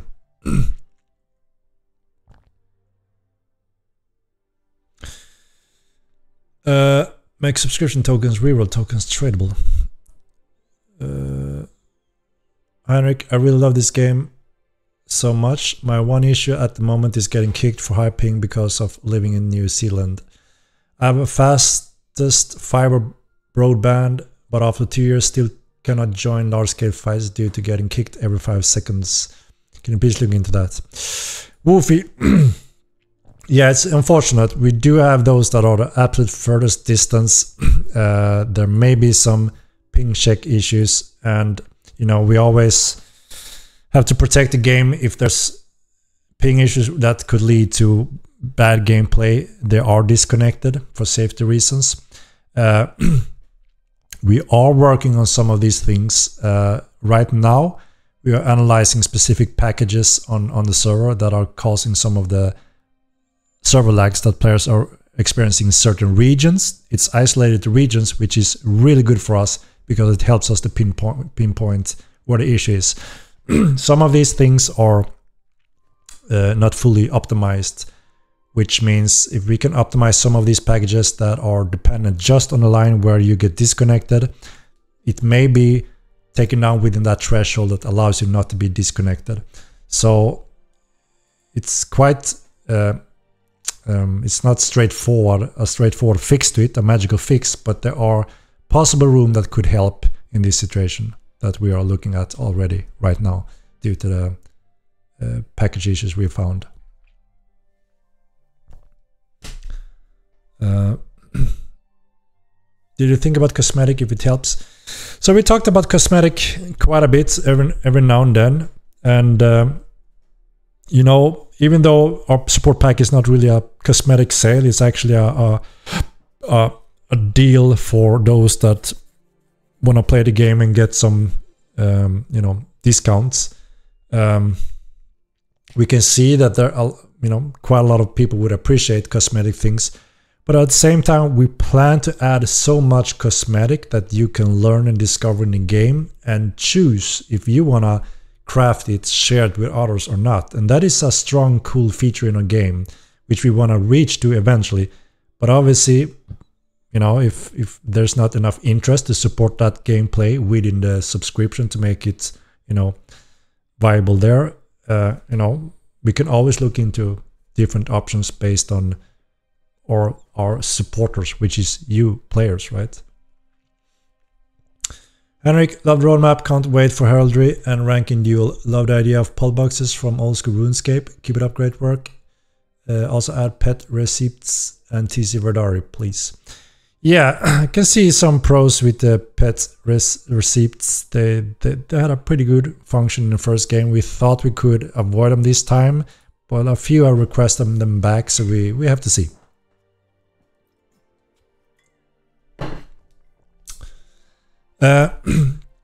So the reroll token is a little bit of a server costs update we need to do. So, you know, when players started requesting it more and more, you know, please give us the option to do a clay reroll for a small buck or something. We have analyzed, evaluated to see if you know what is needed to do that. Everything changed in the core a little bit when we went from one character system, rebuilt the entire skill system to support one character and so on, adding the secondary slot. So we are looking to possibly add that option for you that have wanted that, a small fee to allow you to get an item that allows you to re-roll your clade in game. We want it to be limited and cool down at the cost, because we don't just want you to swap clades on the run. You know, that's not really good for the game, and we don't want that balance-wise. We still want the majority to commit to the clades, but if you really feel, I don't want to re-roll this character, but I so badly want to play this clade instead. I have regrets over 2 years. Now you could do that, right? At the one-time fee.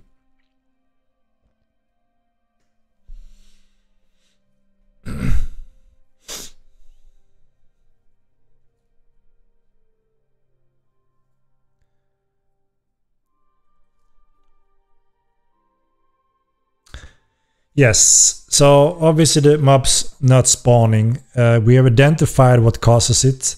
It's a specific node crash that happens that kills them.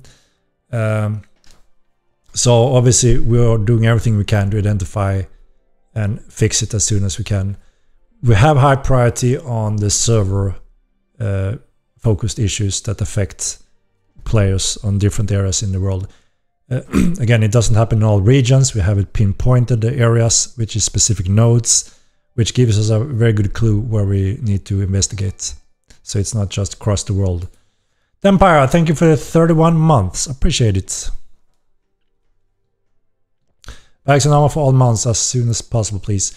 We are slowly working on bags and armor for the pets. It's a little bit bottleneck there currently, depending on our team and our skill set. But we're slowly expanding on that as well. No cosmetic, runes PvP combat, capes are fine, add cat armor.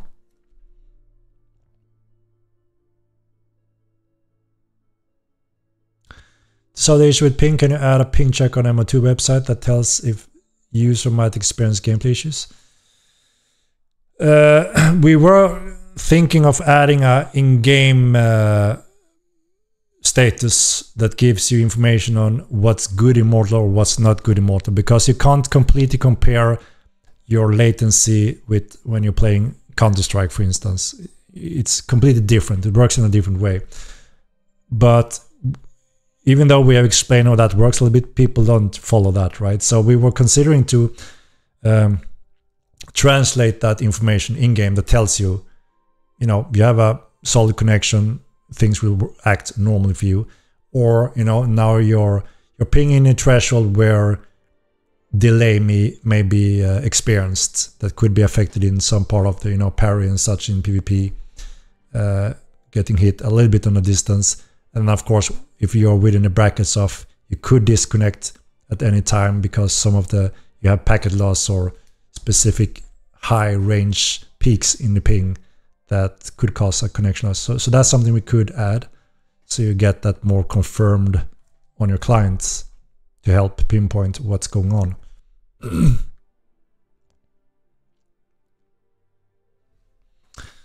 What do you have to say to players to wait multiple days for weekly restart? Yes, I apologize when it comes to that. And like I said, we are already planning to add refund game time for everyone that have subscription enabled that have suffered for this. You know, we're doing everything we can to fix it as soon as we can. And we're planning to add game time back as a compensation as well. And we will update you on that matter. It's a high prioritized thing on our table. Give human clade more power. Add max speed for human max dex clade skill. There's always room for infinite balancing, right? It will never end.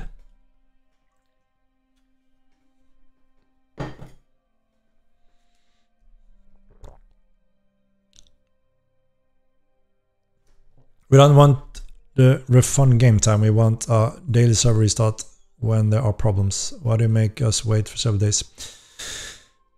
There are certain things when it comes to restarting the servers like that. You know, we have a very robust setup that is automatically works very stable. That is a weekly reboot, and obviously it's been perfect up till this point where spawners are dying with a specific node crash that we absolutely need to identify and solve. Changing that whole setup requires time and testing. We don't want to mess things up, right? It's quite sensitive how the server is set up when it comes to shutting down, restarting, saving, and all those steps. We need to be very careful there.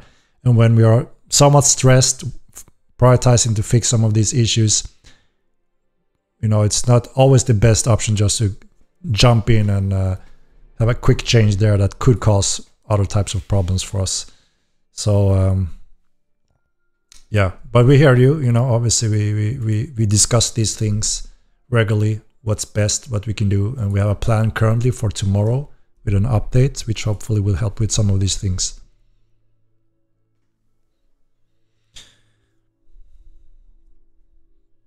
Better archery system, you know, I think our archery is awesome, and people playing it says it feels great, looks great, and it's a freaking real projectile. Tell me one MMORPG game in the world that allows you to shoot an arrow up in the air, real physics, it can fall down and hit your shoulders. Or you can see a player that are 2 pixels tall across the world, and you can shoot an arrow, and if you're freaking lucky or extremely skilled, you can freaking hit him. There's no MMO that allows this in the world, not even New World. I'm sorry to disappoint you, but they don't have that system. They have a simulated fake trace, that's it. Darkfall didn't have that view range, 2 pixel tall that you can shoot them. And could you shoot an arrow straight up in air and it falls down on your shoulder? That part I wasn't aware of, but maybe they have that as well. But that's cool and quite unique. I guess, you know, that Skyrim is not an MMO, right?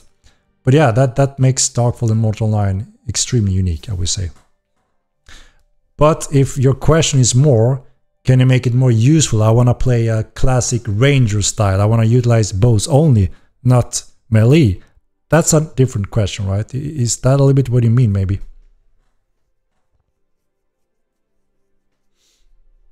Maybe that's one of the points, right?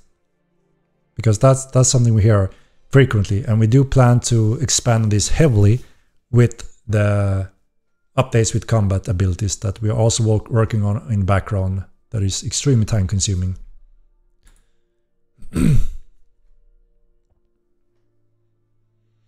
Yeah, they're balanced, right? Arrows are useless and so on. I want to be a fully fledged ranger. We hear that a lot from players, and that also comes from many traditional games, right? So absolutely, but that is more a balance thing we're talking about then, right?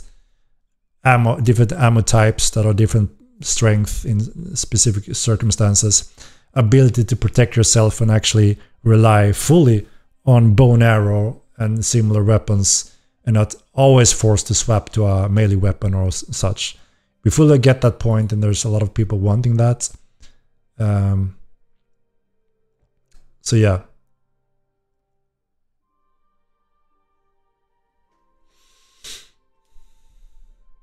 Also drains too much stamina when holding the bow. Depends on skills and bows also, right? Strength, skills, bows. But yeah, we're talking about balance in general here, I hear, when it comes to archery.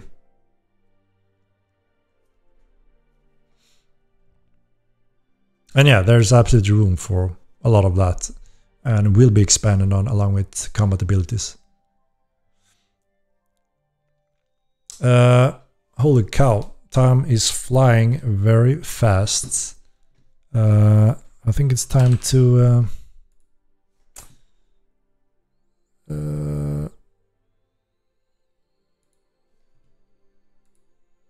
do this little baby. Think it's giveaway time, guys. Let's sign up for !MO2, so we have the giveaway going as well before it gets too late here. We have a long day tomorrow with some exciting debugging to do.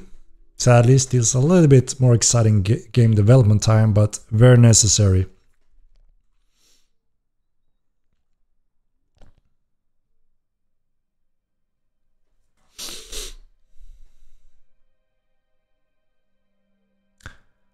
Why don't you give out game time instead of game key? I don't really have the support at this point, and I can't steal Sebastian right now. He's a little bit stressed, working a lot on some of the server debugging, and we also want to try to stay on track for the sprints, because a lot of people have been asking for some of these features that we absolutely need in the game.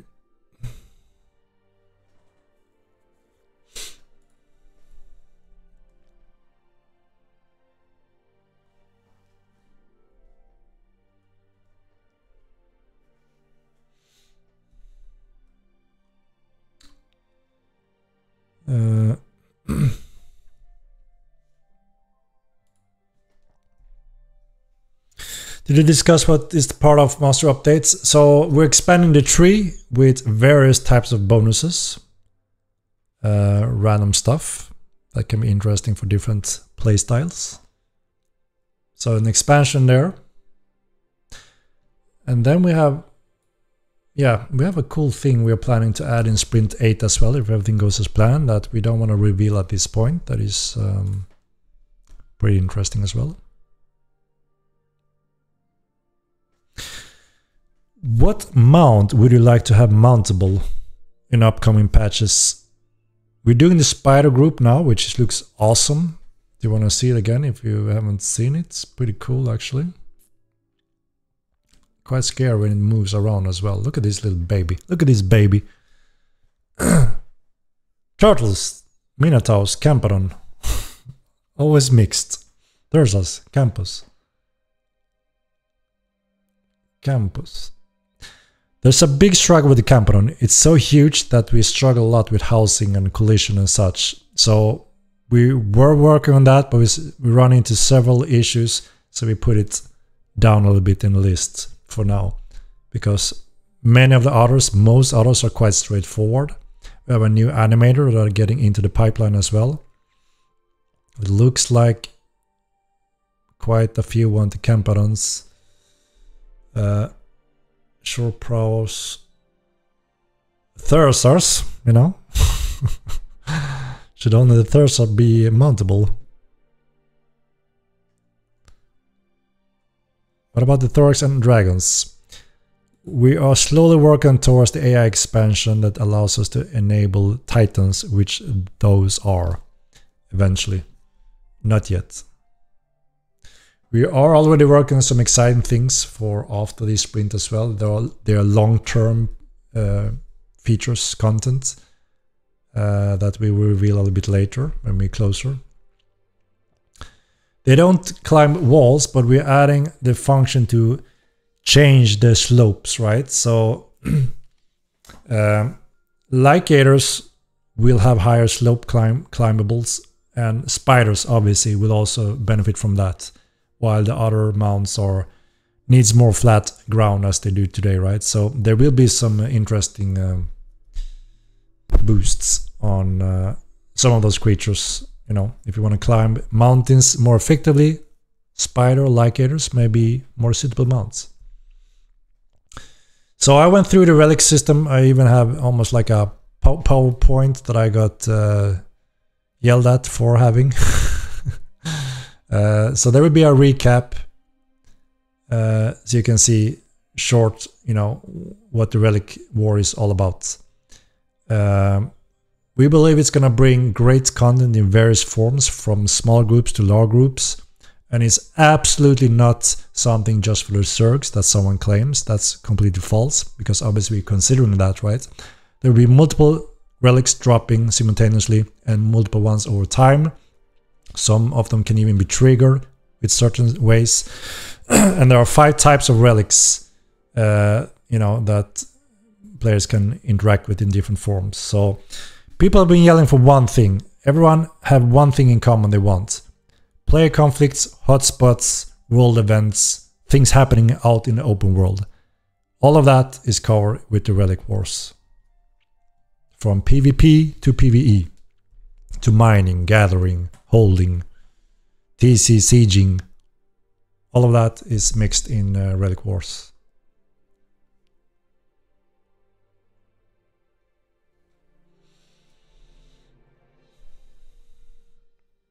So let's give it 5 more minutes. Experience mark M2, and then we will roll the dice. Bush pigs mounts. When? Do we want the bush pigs? I mean, yeah, we only have the domestic pig, right? And the raceback. That's right? We're missing the bush pig. Am I correct?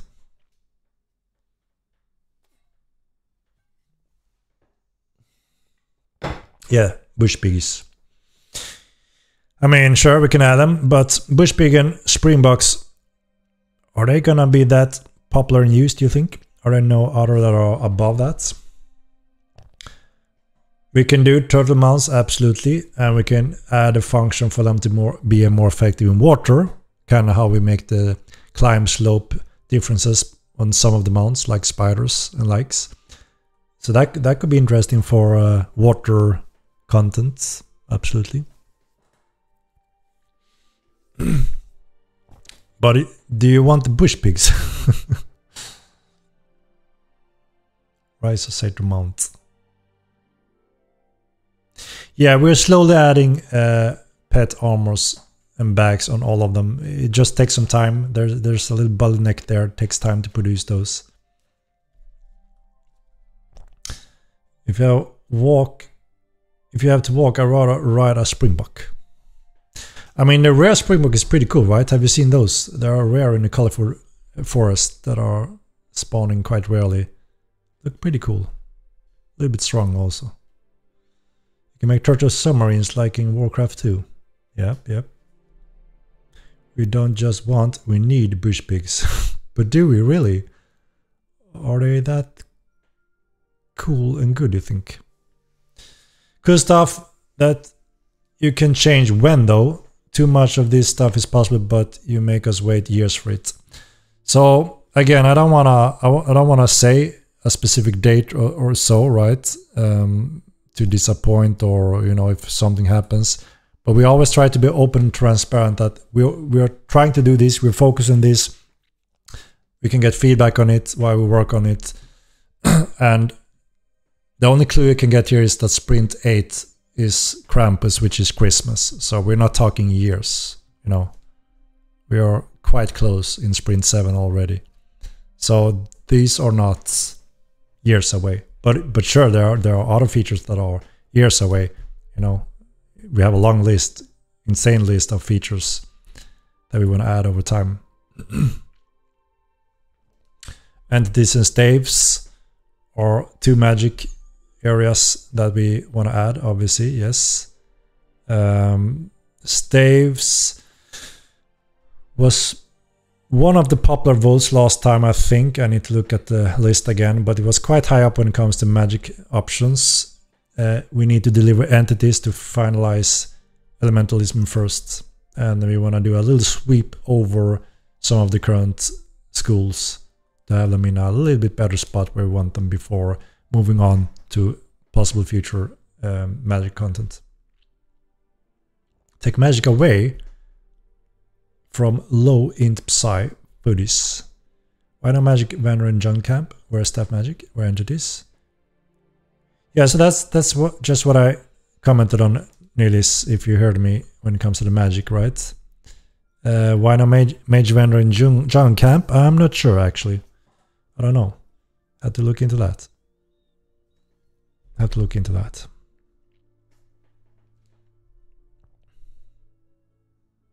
Make taming a profession. The risk with that is most melee foodies fighters becomes a beastmaster tamer for free.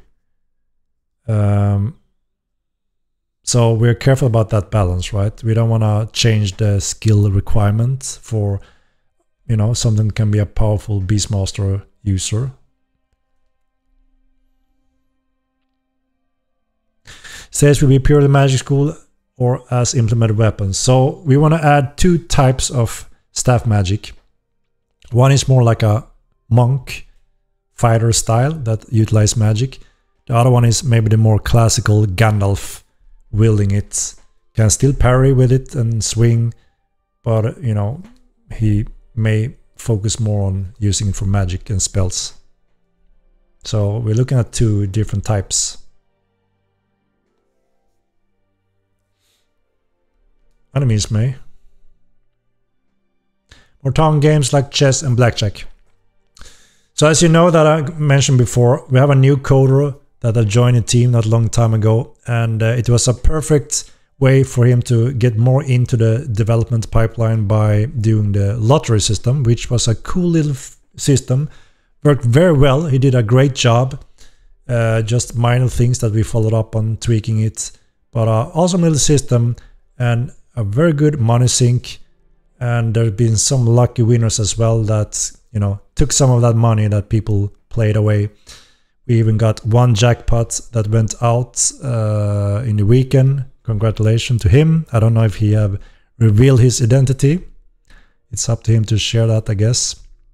But yeah, got a lucky jackpot winner. There was a few 20k prizes that I saw people shared as well in Discord. So and people have had a lot of fun with it. It reminded me a little bit nostalgia when we released Mortal 1.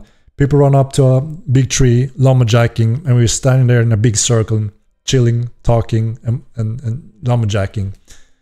Same thing happened now with lottery. We're standing there, a big group around the lottery NPCs, and chilling, socializing, and playing. So pretty cool. I'm quite happy with it. I didn't expect too many players to actually play with it much. I thought some people would probably try it a little bit, have fun with it, but that's it. But boy, you know, a lot of the players have been chunking a lot of lotteries. Quite impressive.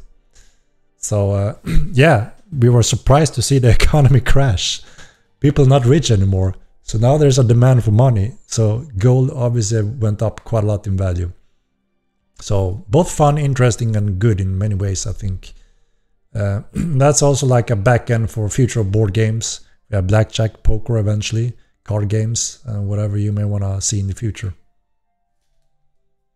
Best part about chess, you don't need to code logic, just make a board and piece. So we did that in the first game, and what people did was they just took the piece and went. So we thought, well, alright, not much gameplay behind it. People didn't trust each other, so they took the pieces and went. So we thought, well, if people want to have fun playing it, maybe we need to enforce it so you can't just take the pieces and leave. Or, yeah, I don't know. Sure, if you're friends and playing it, then it works, I guess. But if someone is having a laugh, it just moves away with the queen or the king.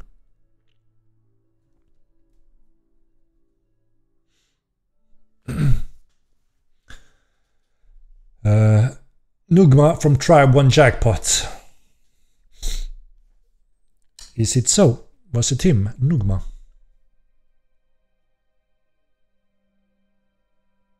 Jackpot winner should be announced on a jackpot banner. We were considering that and discussing it. At the same time, we saw some people got nervous when they won 20k and they quickly moved away and they didn't want to have someone moving along with them. So we weren't sure. We were thinking about the leaderboard. It's pretty fun to see some stats. It's always fun to watch some stats, right? So, I mean, if people are not against it, we could enable a leaderboard and jackpot Hall of Fame. What do you think, guys? Think we should do it? Yeah, I want poker personally. I want. You're gonna see me in a tavern playing poker a lot. I played a lot of poker in the past. I'm gonna host tournaments. We're gonna have tournaments running. We're gonna have fun. We're gonna have fun. I spent 2k gold and went broke. I'm going to need government welfare. Stone father, you have to play only what you can afford. But obviously, it's not too hard for a veteran to make some quick money, immortal, right? But yeah, good money sink. Keep people at track a little bit now. I already sink 10k into it, and I only won tops 2k. That is very unlucky because our odds should give you quite a lot more back than 2k out of 10k. So you've been quite unlucky, I would say. And obviously you didn't hit one of those big ones that completely changes your win ratio. So that sounds quite small amount getting back from 10k. We actually give back a high percentage, more than casinos, because you know it's a game. We wanna give back, right? We don't have to make a fortune in the Tin Remic lottery vendor. They give back the majority of all the money going back, but obviously taking a little cut.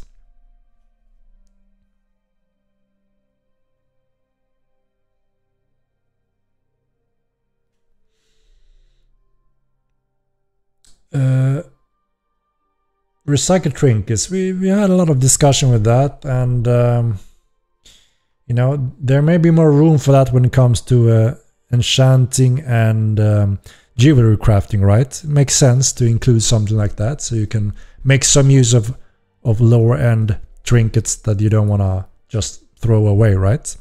So I think it fits more when we're looking at jewelry crafting. Makes sense. Am I way behind now here in text? Let me try to catch up.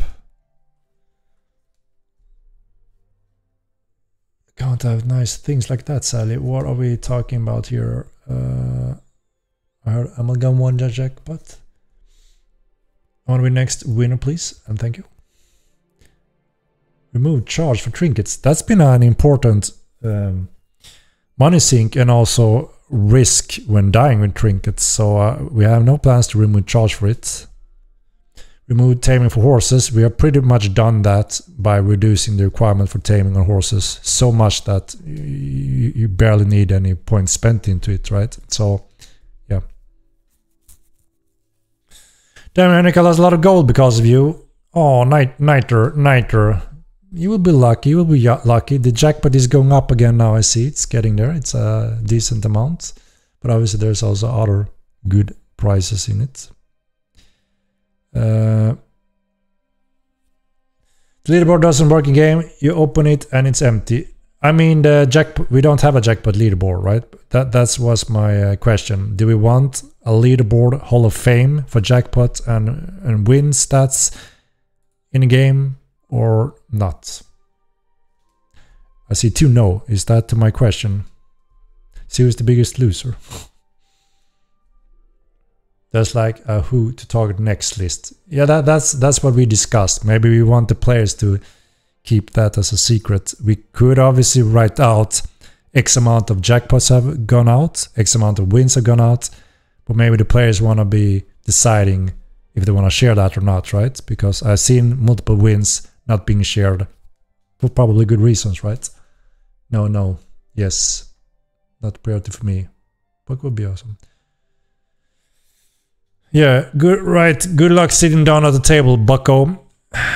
Porn star, obviously we are using our brains when it comes to how do we utilize to make sure poker is successful, fun, and there are tournaments run in the cities so people want to do it and be part of them, just like we already see people host out of the game while in game. So yes, we're gonna add it, and obviously when you enter this area you can't wear any magical weapons. You sit there without the helmets, you can VoIP, talk, and have fun without being able to fight each other, right? To enter here and play in a tournament, the guards will tell you you cannot enter without weapons or regents to enjoy this place, right? Solved.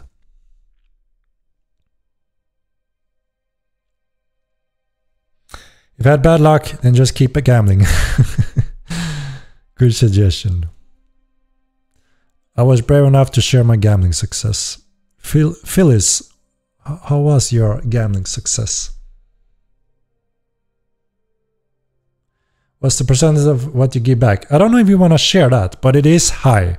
It is high and quite generous. But obviously, odds is odds. You know, sometimes you can be unlucky, and then sometimes you can be obviously close on that, and sometimes all it takes is one big win to be above it, right? So, you know, you chess with collectible pieces.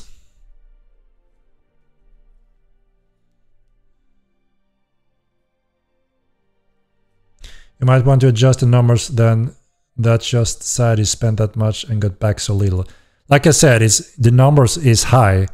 That's why I was surprised that he got that little back. That is not the odds.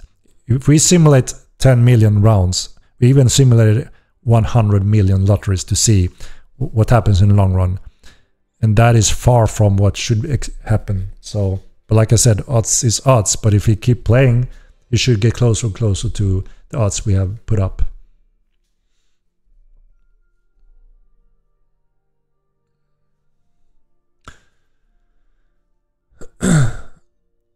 Took you back from 10k sounds good. Take that money out of the economy. I mean, obviously it sounds good for the economy, right? Money sink, but it is low. He's been very unlucky if that is the true numbers. The lottery gives back more than 2k out of 10k just looking at the numbers, odds. Let's do the giveaway. Good reminder, I almost forgot. Thank you very much. Okay, 20 seconds and I'm rolling the dice for the giveaway. If you just join in, explanation mark M2. And we're rolling it. Let me jump down. I want to be on Hall of Fame, please. Maybe we can make Toggable eventually. No, for jackpot. It'd be cool, yes. Okay, so now this time it's actually more yes on that question than before. So I guess it's kind of mixed, right? Maybe we need a option. No. Really excited for ranked dueling. How will gear work? So this is an honorable ranking system where you set the rules and decide and you start a match, right? We don't have the arena options, which kind of allows you to set gear rules, player amount rules. This is just the ladder system, very sophisticated system, kind of like how StarCraft ranking ladder system works, with a leaderboard ranking and some cool stats here we want to share. So it's up to you to secure where you're fighting, and you know, obviously losing one fight because someone jumped up in front of you can be annoying, but it's one match, right? It affects your rating a little bit every time you have a duel, right? But since we saw the huge tournament arranged by the players, hundreds to 200 players participating, and everyone was following in the rules and were very honorable doing that, was very awesome to see. So obviously this will shine perfectly in that kind of environment where you set the rules. So that's something you need to set up. Yes, will make the person winning very nervous. I can see that. Nope, it's no one business who has money, especially in the game. So hardcore. Yeah, that's the conclusion we draw, right? So that's why we didn't want to slap that on by default. But maybe a win table, right? You know, 2 jackpots have been gone out, you know, during this time, or you know, maybe something like that could be shared. Or leaderboard optional. Yeah, but maybe then if only one guy wanna tap in. I don't know. I think jackpot should leave at least like 50k in the pool for the next cycle. I think so. Why? I mean, it builds up quite fast as long as people are playing, which we can see happens all the time. We were actually worried that it wouldn't build up at all, so we, you know, but you know, it's been quite fast, even though we changed the payment for it a little bit to not make it too crazy. We have added a server message that a player won the jackpot of this match, congratulations, but we will exclude the player name, right? So people will get a better notice whenever someone wins jackpot next. If that wasn't in today's patch already, maybe it was. I have to confirm, or if it's the next one.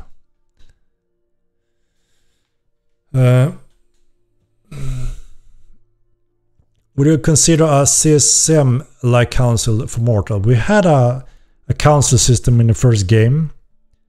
I don't know exact details of how they did it in EVE Online, but there were some pros and cons with that. The cons was that people said that it was abused by players and insider information, and it went way south even though they didn't have that kind of power. But the only way for us to make sure no one can call for corruption or suspect it, we have to shut it down completely and have no player involved in any of that. So yeah, we learned the hard way that way.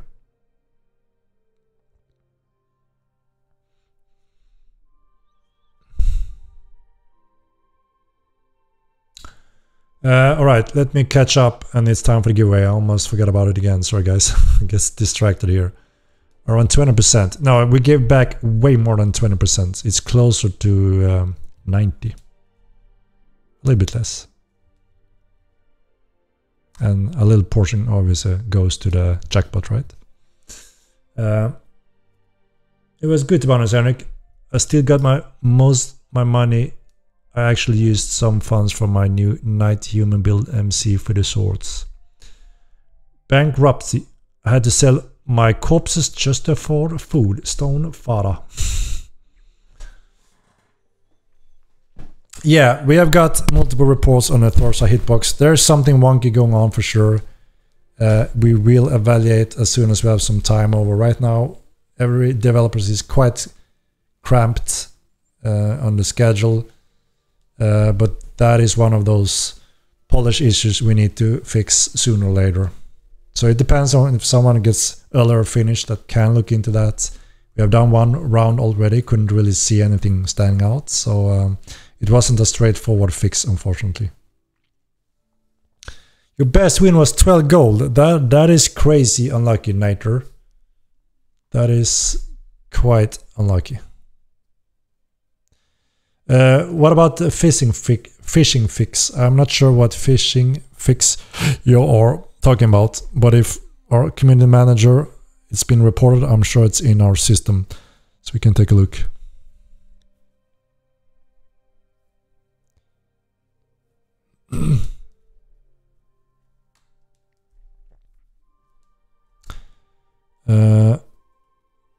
All right.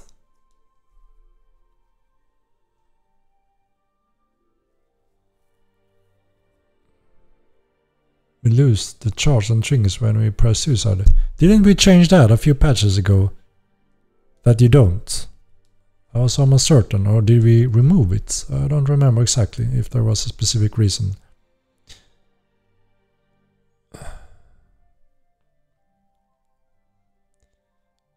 Yeah, that idea, quality of life. I have that also already on my list. R2 news. Can we get a slight color change to equipment background based on how much durability lost? I want to add a durability meter around the icon or something. I've seen it in a few other games, and that's a nice quality of life thing to just be able to glance that, you know, my weapon is about to fall apart, right? So I agree that that could be a nice thing.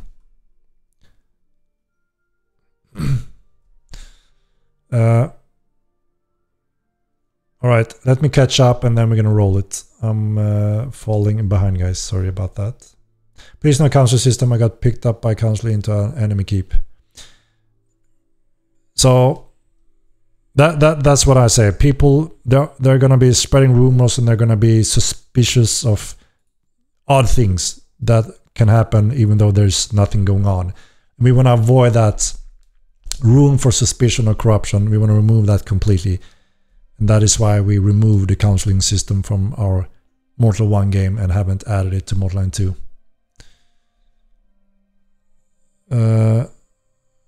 Alright, I'm jumping down, guys. I'm missing a question. Okay,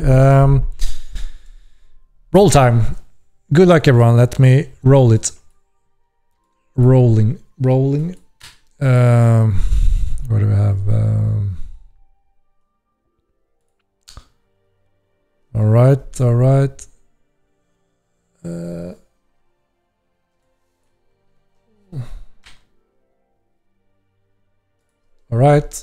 Good luck, everyone. I'm just gonna find where the hell do I have my... There. Okay. Good luck. Boom.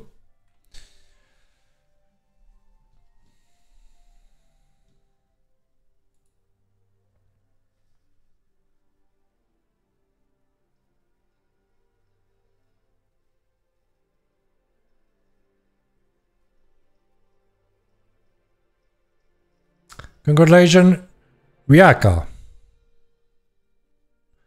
Let's see if he's here. Riaka, are you here? Let's take a look.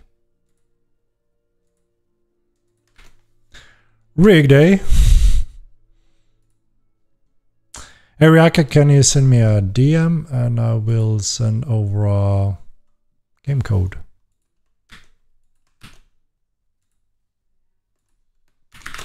If you send a response there in the DM. Congratulations, Riaka. Are you a veteran from MO1, MO2, or fairly new? Always curious. If you want to share. Fishing isn't working at all. Is fishing completely broken? I must have missed that report. Pretty sure fishing is fixed and back to normal again. Right, so we need to figure out what's the case, right? I thought they already fixed fishing. I don't even know, so I have to check with the team. I hear mixed feedback here. On play from start, MO2, how to DM you. So if you look at your chat, you should have a message from me here in Twitch. Does anyone know exactly how he, where he clicks? We have not had time to build new clades that the clades are not using. There's one unused clade for each clade that we plan to go crazy with, do something exciting and fun with. but we have not had time to iron those out yet because we don't want to do something blend. We want to do something interesting for each clade. So we need more time.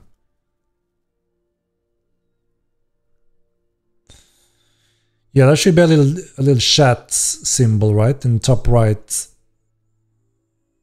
where DMs goes. I was able to catch Blood Q again this morning, so I thought fishing got fixed. Well, then it's probably fixed if you could fish, right? I don't recall anything that it's not working. I played everything Star Wars has to offer all 3 of their games. MO2 looks a lot better graphics wise, but it's not much of an upgrade for MO. One you came up with some good ideas on the way, but you left a lot behind. So MO1 obviously we developed in 16 years. You know, a lot of the core is over in Mortal 2, but we also couldn't do a lot of core things. We couldn't do clades, we couldn't do any of those systems in the first game. So we got those that were planned to do in Mortal 9, but we couldn't. We have those systems in Mortal 2 now. We have a 100 times better latency ping system, so American can actually play and enjoy it. You couldn't in MO1.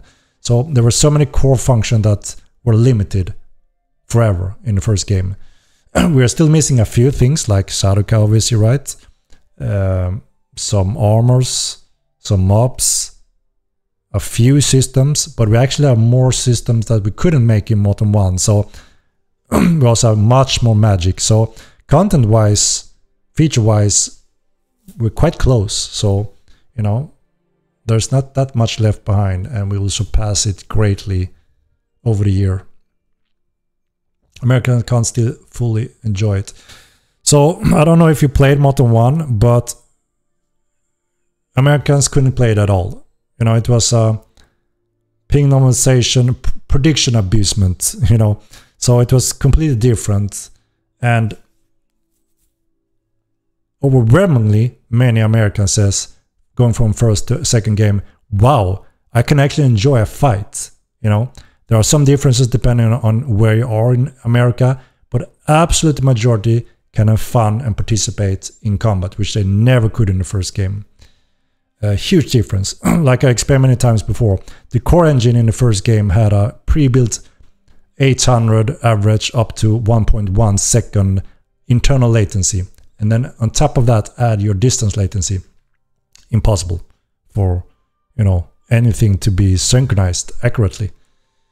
But still, you know, people adapt to that and enjoyed it because that was one of a kind, unique, refreshing, but not a single new player would accept it over the last years of its being live. All those players came back to Mortal 2 and says, fuck, I'm having fun, I can be in wars, big fights, I love it, and it works. So I'm not saying it's perfect, same for everyone from lowest ping range to the highest, but I'm saying it's a huge difference and it's viable in many ways. So, but you know, we have had this discussion, never-ending discussion. I'm fully aware of where it becomes a difference for a high latency player in pairing and such. I'm fully aware of that. I'm not combative towards that. I'm just explaining that huge difference. Now people can play it, right? The majority, depending on where in America, can actually enjoy and be part of big battles and enjoy it, which they never could in the first game. But like I said, in the future we want to add another continent that are hosted in America, which means you can choose, right? And you will see the difference on your own that, all right, maybe we are you know, thinking that you're getting way much differences compared to what you're getting, because again, people, you know, forget about that. Even though you have 5 ms and live next to the server still waits 150 ms. So if you have 200 ms in America, the difference is 50 between you, and 50 between you is not insane. It's not like you can't play, right? There's still a small difference, but it's not as much as you think. Many are comparing 5 ms versus 200 ms, and that's completely false. But yeah, this is a never-ending debate, right? People have different opinions and discussions. That's not all how server ping works. Are you talking to me or what? I know exactly how our system works. Right, Riaka, here are your key. Congratulations. Great, you managed to get the DM. The server imposes an artificial latency. Yes, it waits and catch up in mid animation, speeds up or slow down animation to synchronize your attacks very accurately. Distance and parry is the ones that can suffer the most, depending if you have quite a bit higher latency. So yes, that is why there's a lot of magic going on that shocks a lot of Americans. Says, holy shit, how do you make this happen? This shouldn't be playable this well. It's not perfect, but it's damn good for what we can do with today's latency and distance.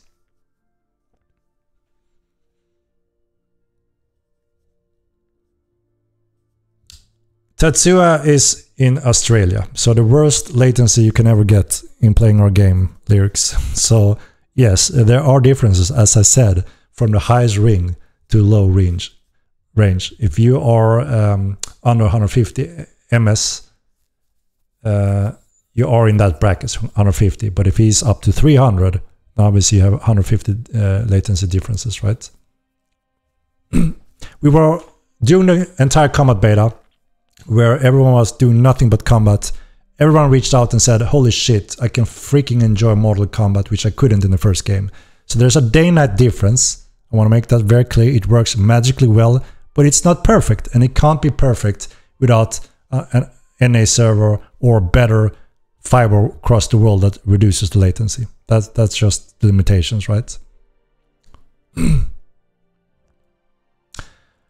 not saying anything about J45K. He's a very good PvP players, and he's actually quite high up there, and he had the worst ping than the average, and he beat a lot of Europe players, and he even do 1 versus 2 and beat a lot of players. So obviously he shows that him enjoying and being very skillful in melee shows that you can be quite good with the worst ping in the game. That tells quite a bit. I'm not saying he's the best PvPer in the world, you know, but he's good. He's good. And he beats a lot of European players and American players.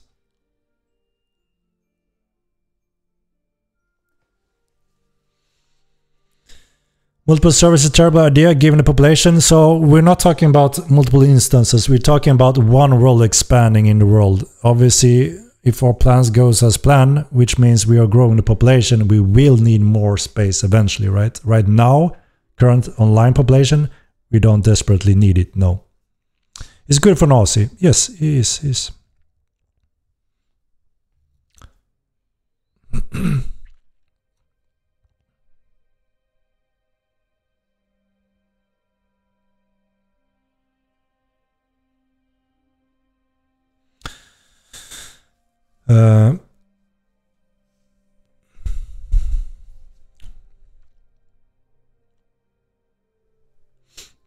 We actually grew the population with Shadoka in the first game a lot, and we were running for several years until we stopped supporting it, and that's when it went down. So it wasn't due to Shadoka.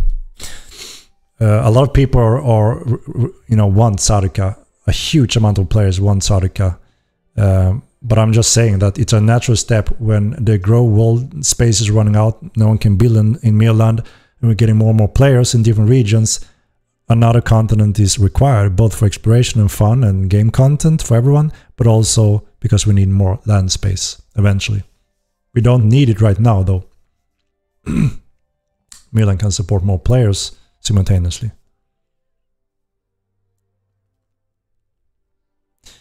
Thievery is getting 1 notch update in this Sprint 7. As I mentioned, we're getting surrender system, which is actually a big part of Thievery. The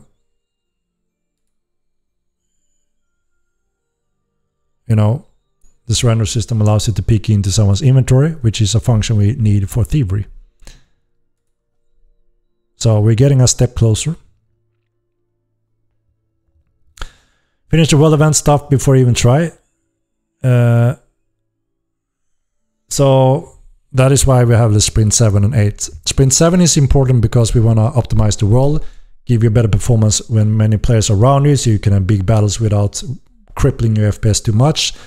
Sprint 8 promotes world conflicts, wars from small to large scales, which will need good FPS, right?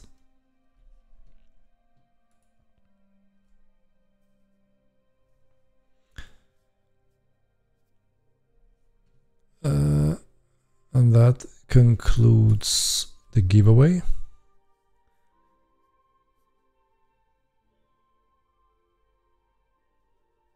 Make it more fun for bombers. We do get quite a lot of growing complaint on bombers, so no one really enjoys it. So I'm not sure if we want to promote bombers in cities. Kind of the wrong direction, right?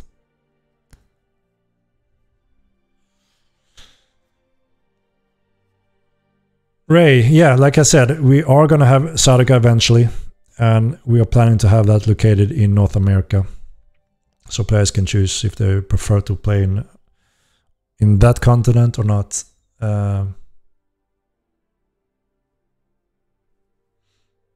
It's quite mixed still, Europe versus America. North America isn't majorly dominant in population in our active player base. It goes up and down also.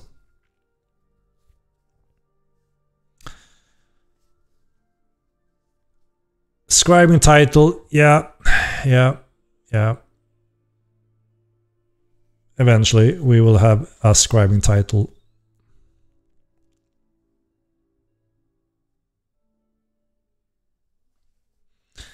Wind speed and humidity, maybe along with a ship system, that makes sense, right? So you can see how fast you could sail and such. Right now, I don't know if we need that, right? Yeah, polarization spells helps a little bit, I guess. Lottery ticket redeem title. You want a lottery title also, eh?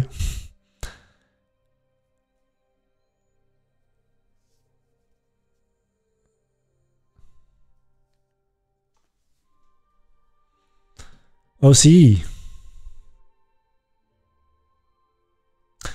Yeah, that doesn't make sense if we have 3 types of bandage and they all heal for 40. Something sounds off. Baitlin, we talked about Thievery a little bit. One feature that goes into this next sprint opens up a big step for Thievery. Title for jackpot winner, that kind of spoils it, right? But title for amount of played maybe could be fun. There will be a recap of this stream that highlights the sprint points and Relic Wars a little bit in detail, so we can get a feedback on that. Drop Sardica with all its content and a server and watch the population grow. I believe you. A lot of people have been requesting Sardica continent. There's a lot of things that needs to go into it, obviously, first. Will there be any dungeons? So we did tons of dungeon focus the previous sprints, as you can see on our old roadmap, and we all agree that, you know, it's time to take a little short break of dungeons and focus on some other areas, which we're doing right now, especially since we've done engine updates, bug fixes. People have been bored. They, you know, some people say, you know, don't add the content, just polish. We've been doing that for 3 patches now. Now people are very bored and says, we need freaking content. You know, I'm bored. So we need a balance, right? That's why we lift a few content that the majority have been asking for, like in-game world bosses, events, conflicts, PvE and PvP. Interesting things to encounter in the world. Oh, the Underdark be connected between the Selenic dungeon and the Shira cave teleport? No, there will be a huge world under the world, and Kalena dungeon is not a dungeon, it's only one opening into the underworld, or also called Underdark. So eventually that's going to be expanded, so you can explore a whole world under Midland, and a few ways to access that is the Kaleno cave or dungeon, as some call it, but it's not really a dungeon. That's why you can build down there. You can live and build and travel under the world as well, eventually when that scale up. This is just a little taste of that, and where we have one important entrances to that. Is Krampus event going to be the same as last year? Same reward, bag picking mechanic? Every year for almost 20 years, Krampus have visited Midland, and it's been the same functions every time. Yes, pretty much. But we do update the loot tables every year. So sometime we do a small twist. Depends on time.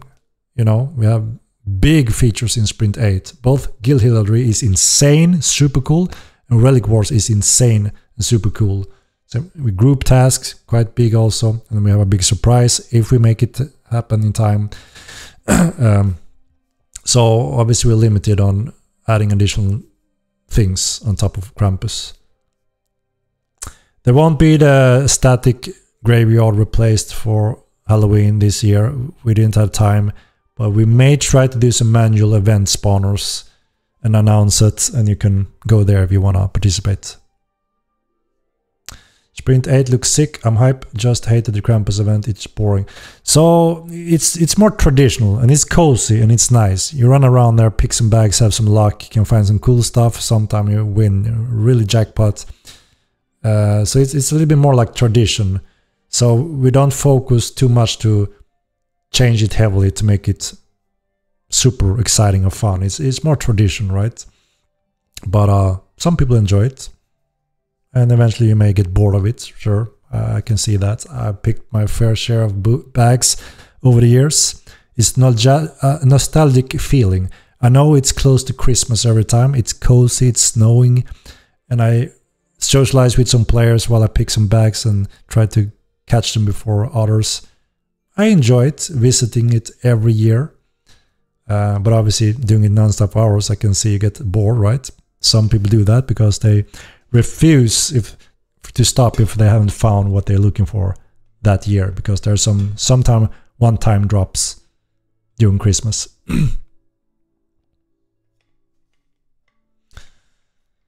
Yeah, but I'm digging. I left my guild for weeks to pick bags and they hated me. Yeah, I mean, I enjoy it. It's traditional, right? It's cozy. I know it's Christmas soon when I'm there picking up some bags. It's close to my heart. Imagine 20 years. It's almost like Kalanka in Sweden. When you watch television here, it's tradition since I was born. You watch it on Christmas Eve. Don't you have that in America? Kalanka, Donald Duck. You see the classic same thing every year since you were born.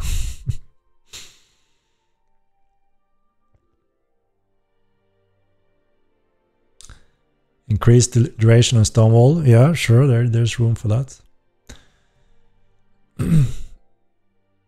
This roadmap looks shocking. How so, Smugs? How does it shock you?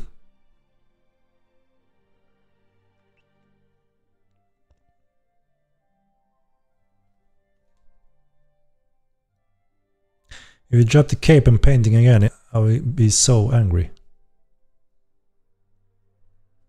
Did we say it was a one-time only, though? Or is it a chance you can do every Christmas? But we always add something new every Christmas.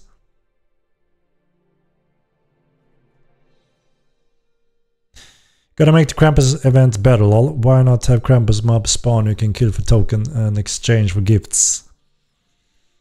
Yeah, but then you farm it and you have it, right? You know, one of the cool things that people enjoy is that, like you saw here, one guy, he wanted those rare things and he got it, while some didn't because they didn't participate. It's two different things, right? And our approach to Krampus was more nostalgic feeling, Christmas season tradition, you know. But sure, everything can improve and change and updates, but it depends on time also. Like I said, our sprints are quite crowded with hard work and we're getting close to Christmas, so we don't want to overreach and cause instability. Christmas story, eh? Don't you have the Donald Duck tradition in America? Every New Year's Eve. We actually synchronized bags to help American loot direct kills, so there shouldn't be a big difference anymore. But yeah, that's why we spread a lot of bags, so you can still have a good chance if it's crowded. Can you be more specific about guild heraldry, what it is? So it's a very cool, sophisticated system where you can design your own guild logo, colors, symbols, do a lot of different tweaks to make your unique look. And then you can place that on a guild tower that we're creating. I'm going to show that maybe next stream. A cool cloth you can put over your armor, so you can identify your guild mates and enemies much better and run in fashion as a guild. And obviously we want to expand that on allowing you to add those logos on your house, banners on your TC city and so on, and possible other places, maybe targets, crosshair, wherever we see it fit to show your cool guild symbol.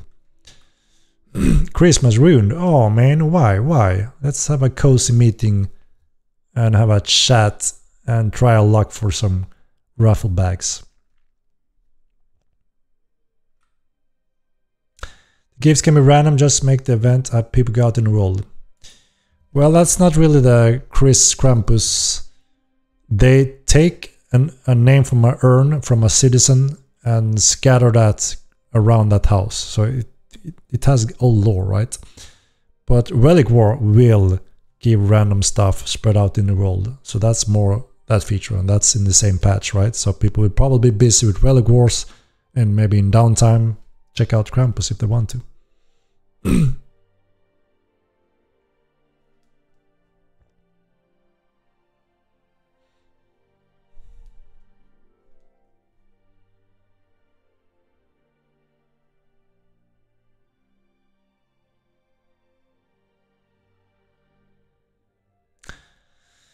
Same bandits over and over. We don't use the same bandits across the world. Obviously, we have the different clades and different loot, different visuals. I mean, there are mobs like the players, so it's the same like when you see a Ogmi or a Alvarine or whatever, right?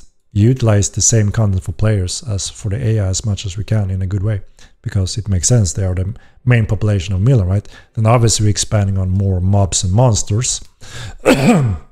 Sorry. Which is also coming in the background.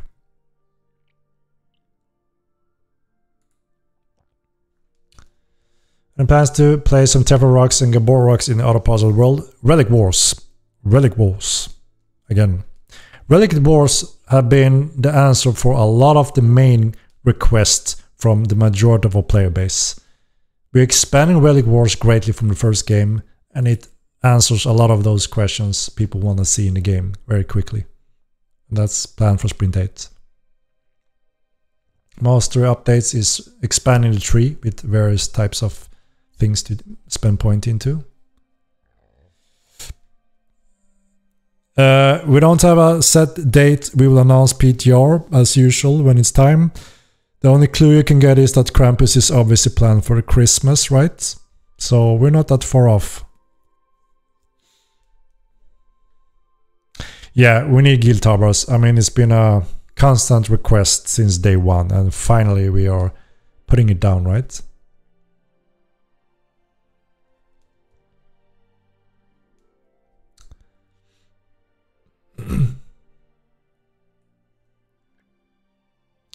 Well, what are you most excited for in these next 2 sprints, and why? So I'm looking forward to dual ranks. I love to see, you know, a lot of people have been talking a lot of skills. I'm best dueler. I win him or he beats him.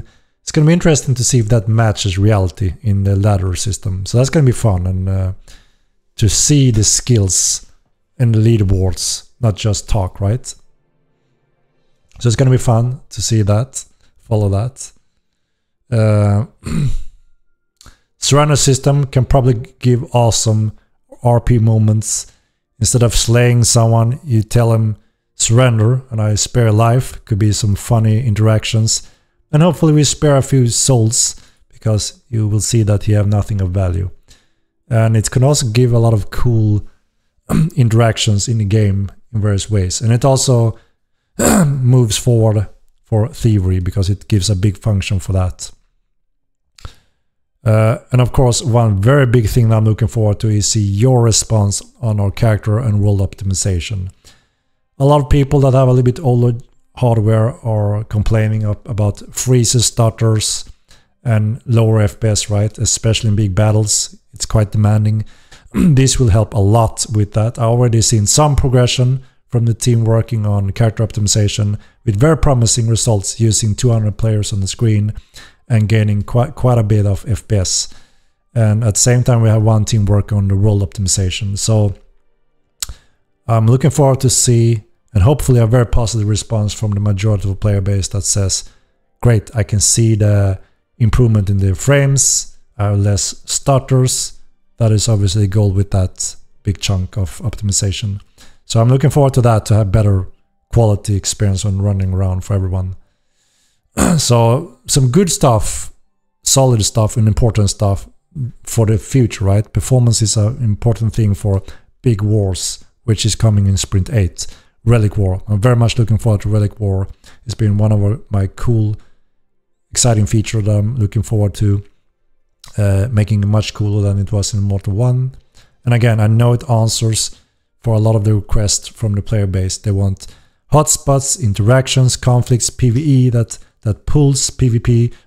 All of that comes in with Relic Wars. And it's just gonna look exciting. Just to walk the world and you see a freaking Metroid flying from the clouds. That will look epic and sound epic. So everyone will look at the sky at the same time, no matter where you are in Milan. How cool is that, right? Because you can see this Metroid cross the world. There's no cap on the render distance here. So everyone will hear the sound rumbling, look up at the sky, and every single player outside will probably look at this Metroid flying in the clouds. You fly, and then we set down somewhere in Milan. And you know, it's up to you if you want to dare to go there or not. And there's going to be big surprises depending what type of relic it is. And of course, there will be players, right? No doubt that there will be players, guilds, and groups. Everything people have been wanting and asked for a couple of months now. We want more of that, more hotspots and conflicts. You will get that with Relic Wars, period. And we are ramping it up a lot. So it will not just be one relic a week, like it was in the first game, where one sir could go there, dominate everything, and there was two sides fighting only, and everyone else was standby or joining in, right? No, we're adding multiple ones across the world, so you can't surg it. You have to split up or, you know, pick one or whatever. So I think Relic War is going to be hopefully a huge success, a lot of fun, excitement, and there's a lot of mystery around it as well that takes time to figure out. So there will probably be a long playability and endgame content that are persistent, right?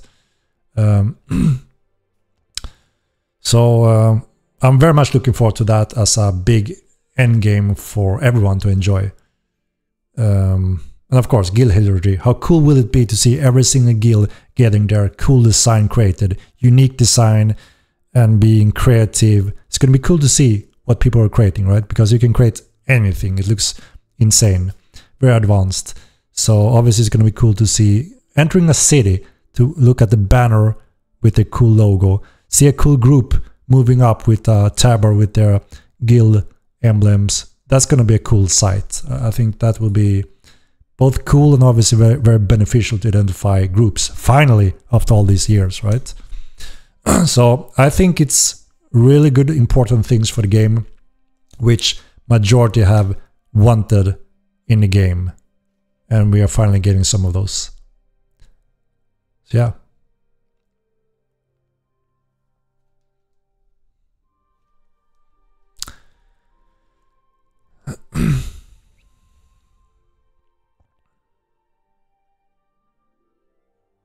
Yeah, one of the features is to be able to hold on a torch in your other hand. It's on a list. It's just that, you know, again, we can't do everything in one go. We're a very small team, slowly expanding. So, you know, it's on the list. we agree. It's quite bad you can't hold a torch and a sword, for instance.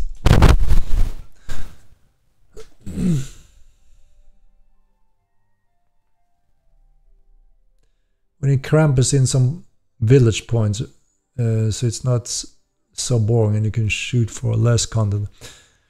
Yeah, well, if we want to keep it traditional and simple for what it is and expand it and follow that, it is the Tinremic Empire that puts an urn from a name and loot that house and spread it, right? It's not meant to be that, you know, you go out in the world and do some insane stuff. That is Relic Wars. What you're asking for is probably Relic Wars, right? It's a little casual, nostalgic Christmas tradition to visit Krampus. I'm gonna be there. I'm there every year and talking to players, having some fun, trying my luck with some raffle bags.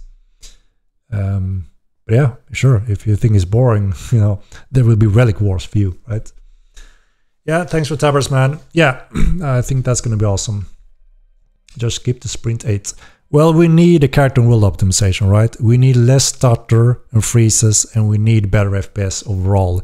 Because imagine an epic situation with a relic dropping, and you see a 400-man people showing up, and everyone's running around with 10 FPS, freezes, too much memory usage. It's not going to be a good experience, right? So that's why we put character optimization and world optimization before that, so we can support a much better experience when you have big battles. We're going to reduce memory usage and increase your FPS and support better large-scale battles. Disappointed. Sandwich, how the hell can you be disappointed? Alright. Yeah, Zora, thank you very much for the 12 month. Can we get a tower shield strength requirement, please? Maybe we can. Maybe we can.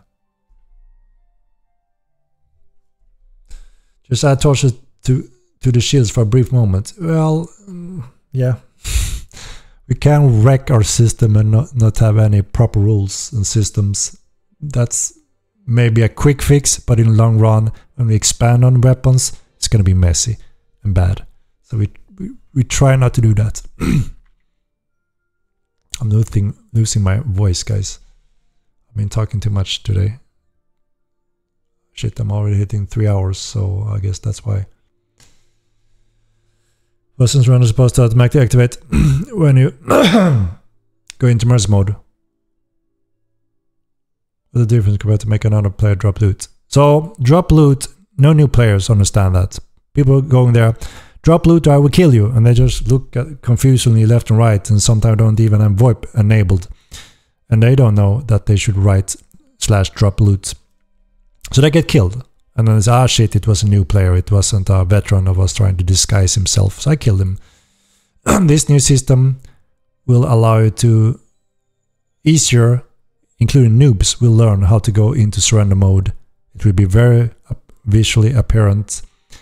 You can do it at any time, or you can do it when someone hit you into merge mode. And that allows you to allow a player to take a look in your inventory, you know, to see if you have anything of value, and they can let you be. They don't have to kill you.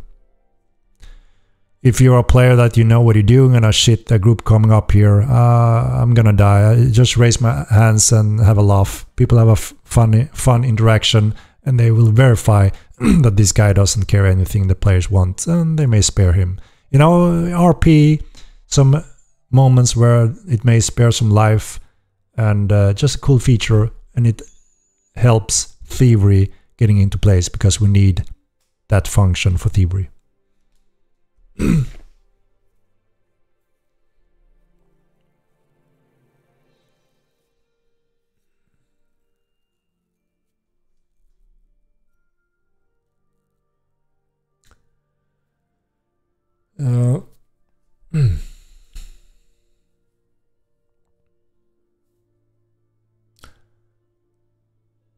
Will there be PvP based tasks, for instance daily missions that send you to dungeon to PvP? We will expand tasks into dungeons and mobs, but we are not planning to tell you to go kill this player group, if that's what I mean. That is assassination that are planned sometime later. Very disappointing roadmap. I'm sorry to hear that, but we also know we can't make everyone happy. But it's a necessary roadmap for the game's upcoming content also.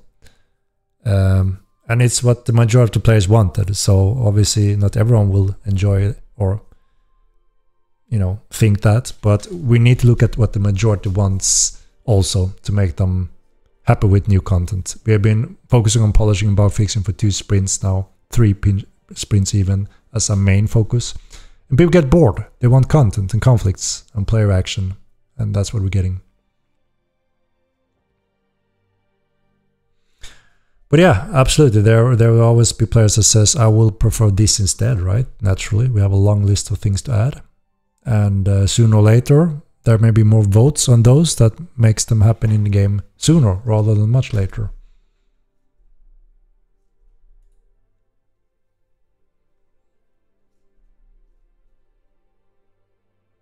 Yeah, you'll be able to look in the inventory when you merge mode them. The noob can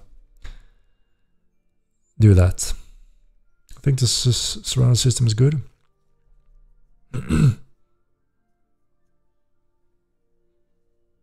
What about it replace merge mode? It doesn't replace it. Because imagine if you have a fight and you hit everyone and they are into inventory mode. That would be strange, right? You can do as usual, but now you can easily tap into surrender.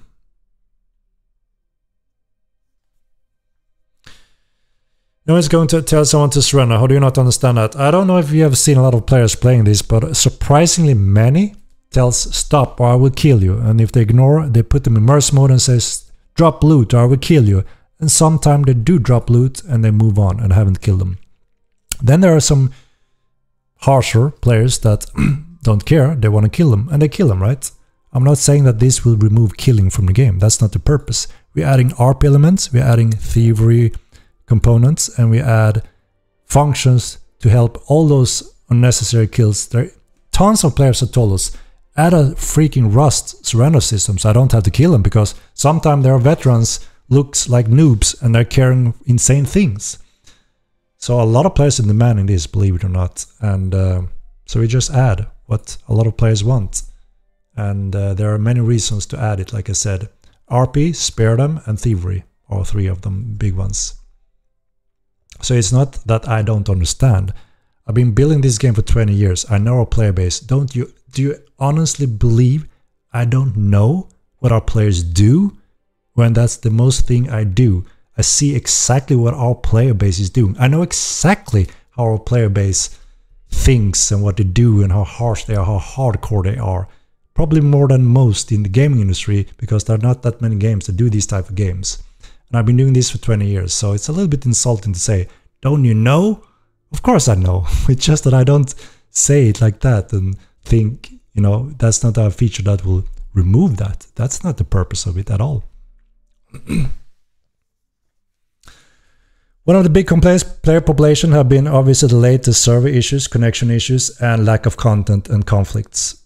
People are hungry for conflicts, content, they want wars. Everyone says, please, I just want to have a good fight, I want to have wars. How do we promote that? How do we promote PvP areas, interesting things where many groups want to gather, fight for, and clash with each others? And of course, we need to make sure stability is number 1. That's a given, right? So it's not that hard to see the general input from the player base, right? Many can see that without too much research. And we know that. We've been focusing on engine updates and bug fixing, and not a single cool, really hot feature that attracts hotspots and player conflicts, right? For 3 sprints. Now we're adding a big one in sprint 8, finally. And for you to enjoy that, you want high FPS, little stutter, and no memory crashes, right? Right? And you're getting that in sprint 7. So this is 100% built for you, the community, that want all kind of interactions in the world. More conflicts.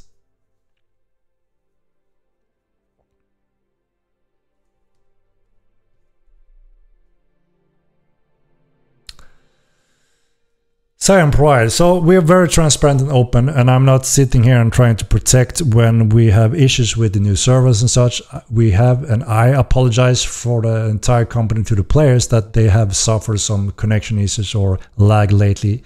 The good part is that we finally identified the root cause of this, and we plan to fix it as soon as possible. We have some plans for tomorrow planned early on to update the servers. Hopefully we'll get most of that sorted. And we want to compensate everyone for having a bad experience for that during the past days by giving time back on their subscriptions so they don't feel what a waste, right? So we do everything we can to fix it as fast as we can. We listen to your hard feedback. We work day and night to identify and fix it and improve and move forward so we can finally give you the features you want. You know, we want conflicts, we want wars, we want hotspots. Yes, we also need to fix some of these issues that occurred with some of our server updates, which was a little bit unfortunate. But we are back on track, you know, and we're gonna refund game time lost for that, unfortunately. So yeah, again, we apologize for this. It's very unfortunate. No one feels worse than us, trust me. That's why we're working so hard to fix and deliver and move forward for you guys. And we very much thank you all for the support and understanding in this, even though it can be frustrating, right? I'm losing my throat. I feel a little bit dry, so I think this will be my cue. I'm 1 hour due. Try to keep them at 2 hours so they're not too repetitive for you guys that are hanging in here. We'll try to do a recap where I go through each feature here and also Relic Wars in a little bit more in depth. If you want to catch that, so we're probably gonna present those bullet points on the web page as well, so everyone can read up on the Relic War, because we greatly appreciate feedback and suggestion on it, because you know we're still fiddling around with the core, so there's room for some work changes if that's something that we want to do.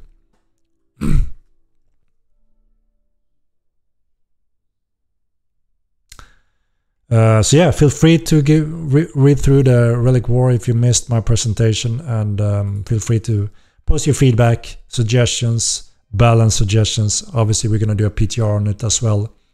So yeah, we appreciate you guys, and again, we you know, we hope you have the patience, even though when we have a little bit uphill battle when it comes to server hardware, which is obviously unfortunate. Brand new stuff. Takes a little while to get it back on track, but we have identified the main issues. So hopefully we will be back on high stability with improved performance tomorrow with our updates. And so we can finally go back on actual game development 100%. Been watching the stream today, and to be honest, this looks like a good upcoming sprint. That's a good job from what I've seen. Thank you, Anthony Gaming. I mean, some of these are coming from the main votes from the community, so it is synchronized with what the majority of players would like to see in the game. So it's not just grabbed from nothing, but then some things are requirement for some other things that we had to put in as well. Been patient for 2 years. I hope you had a lot of fun and good experience as well during these 2 years. I know we can, you know, sometimes we all can need a little break, you know, but we are set in stone to make this a huge success. We're going to keep on delivering, and again, we appreciate your support. But you know, if someone don't want to participate more, you feel free to come back with any sprint we are updating in the future.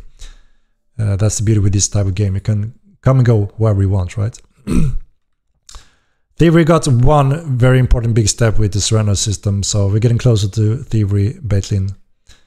We know there are some people waiting for Thievery for sure.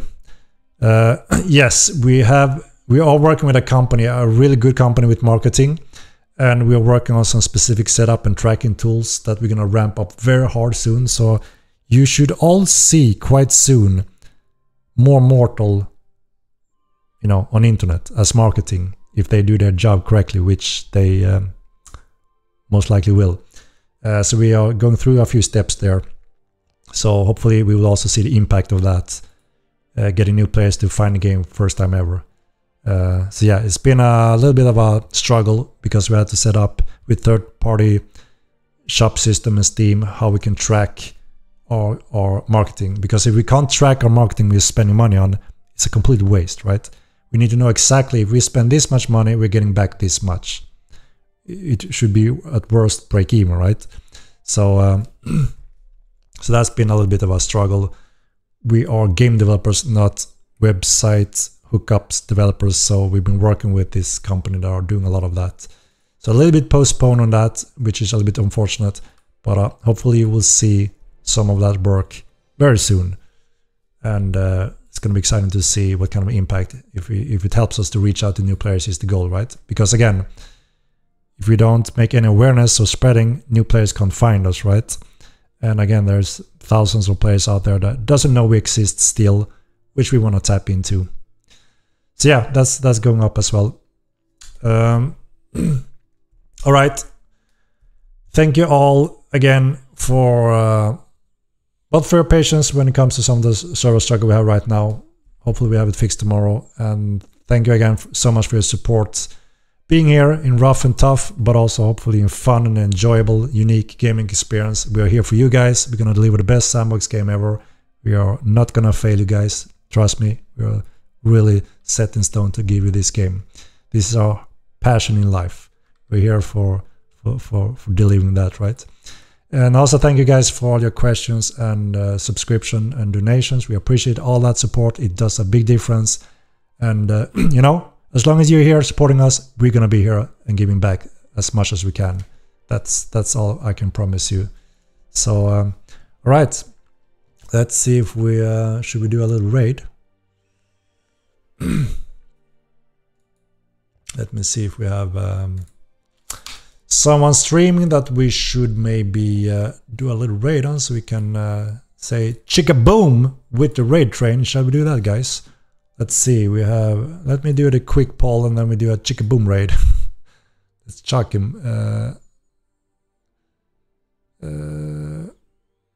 How the hell do I? Wait. Master streamer, eh? What the hell do I have the... Okay, here. Right, quick raid. Mr. Prinkley, awesome, funny guy. He always makes me laugh. It's always funny to watch him stream. He's such a cool guy, right? So much fun when he's streaming. He really goes into character as well, which is just awesome. He always makes us laugh at Star Wars. It's a blast to see him stream. Let's see, do we have more? I'm just gonna add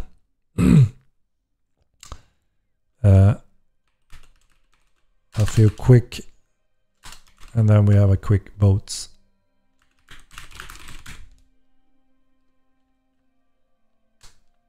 Right, 1 quick minute and bam we go. Prinky, best comedy show. It's hilarious. I really enjoy watching his streams.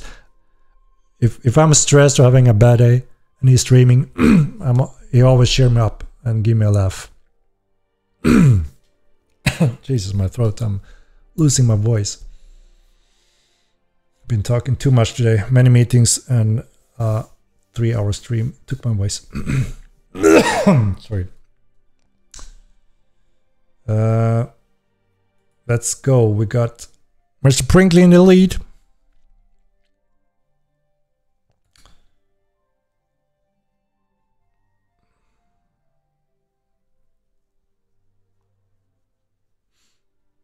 All right. A few seconds left. Keep up the good work. Best advocate for us, no doubt. Thank you, Justin.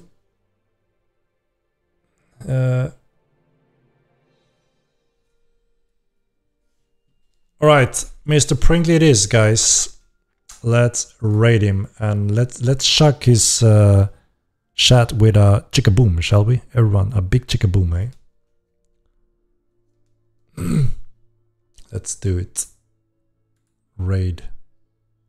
Shit, they changed all this. I don't recognize it. I'm not used to what the hell are you doing? All right.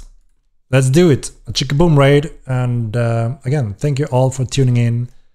Appreciate your feedback and all that. We're going to post that on the webpage with the Relic Wars and all that. And thank you again for donation, your questions and support. And let's raid Mr. Prickly. Let's give him a Chicka Boom, eh? Chicka Boom. Right, have a good night. And I will see you soon again. All right. Thank you very much. Bye-bye.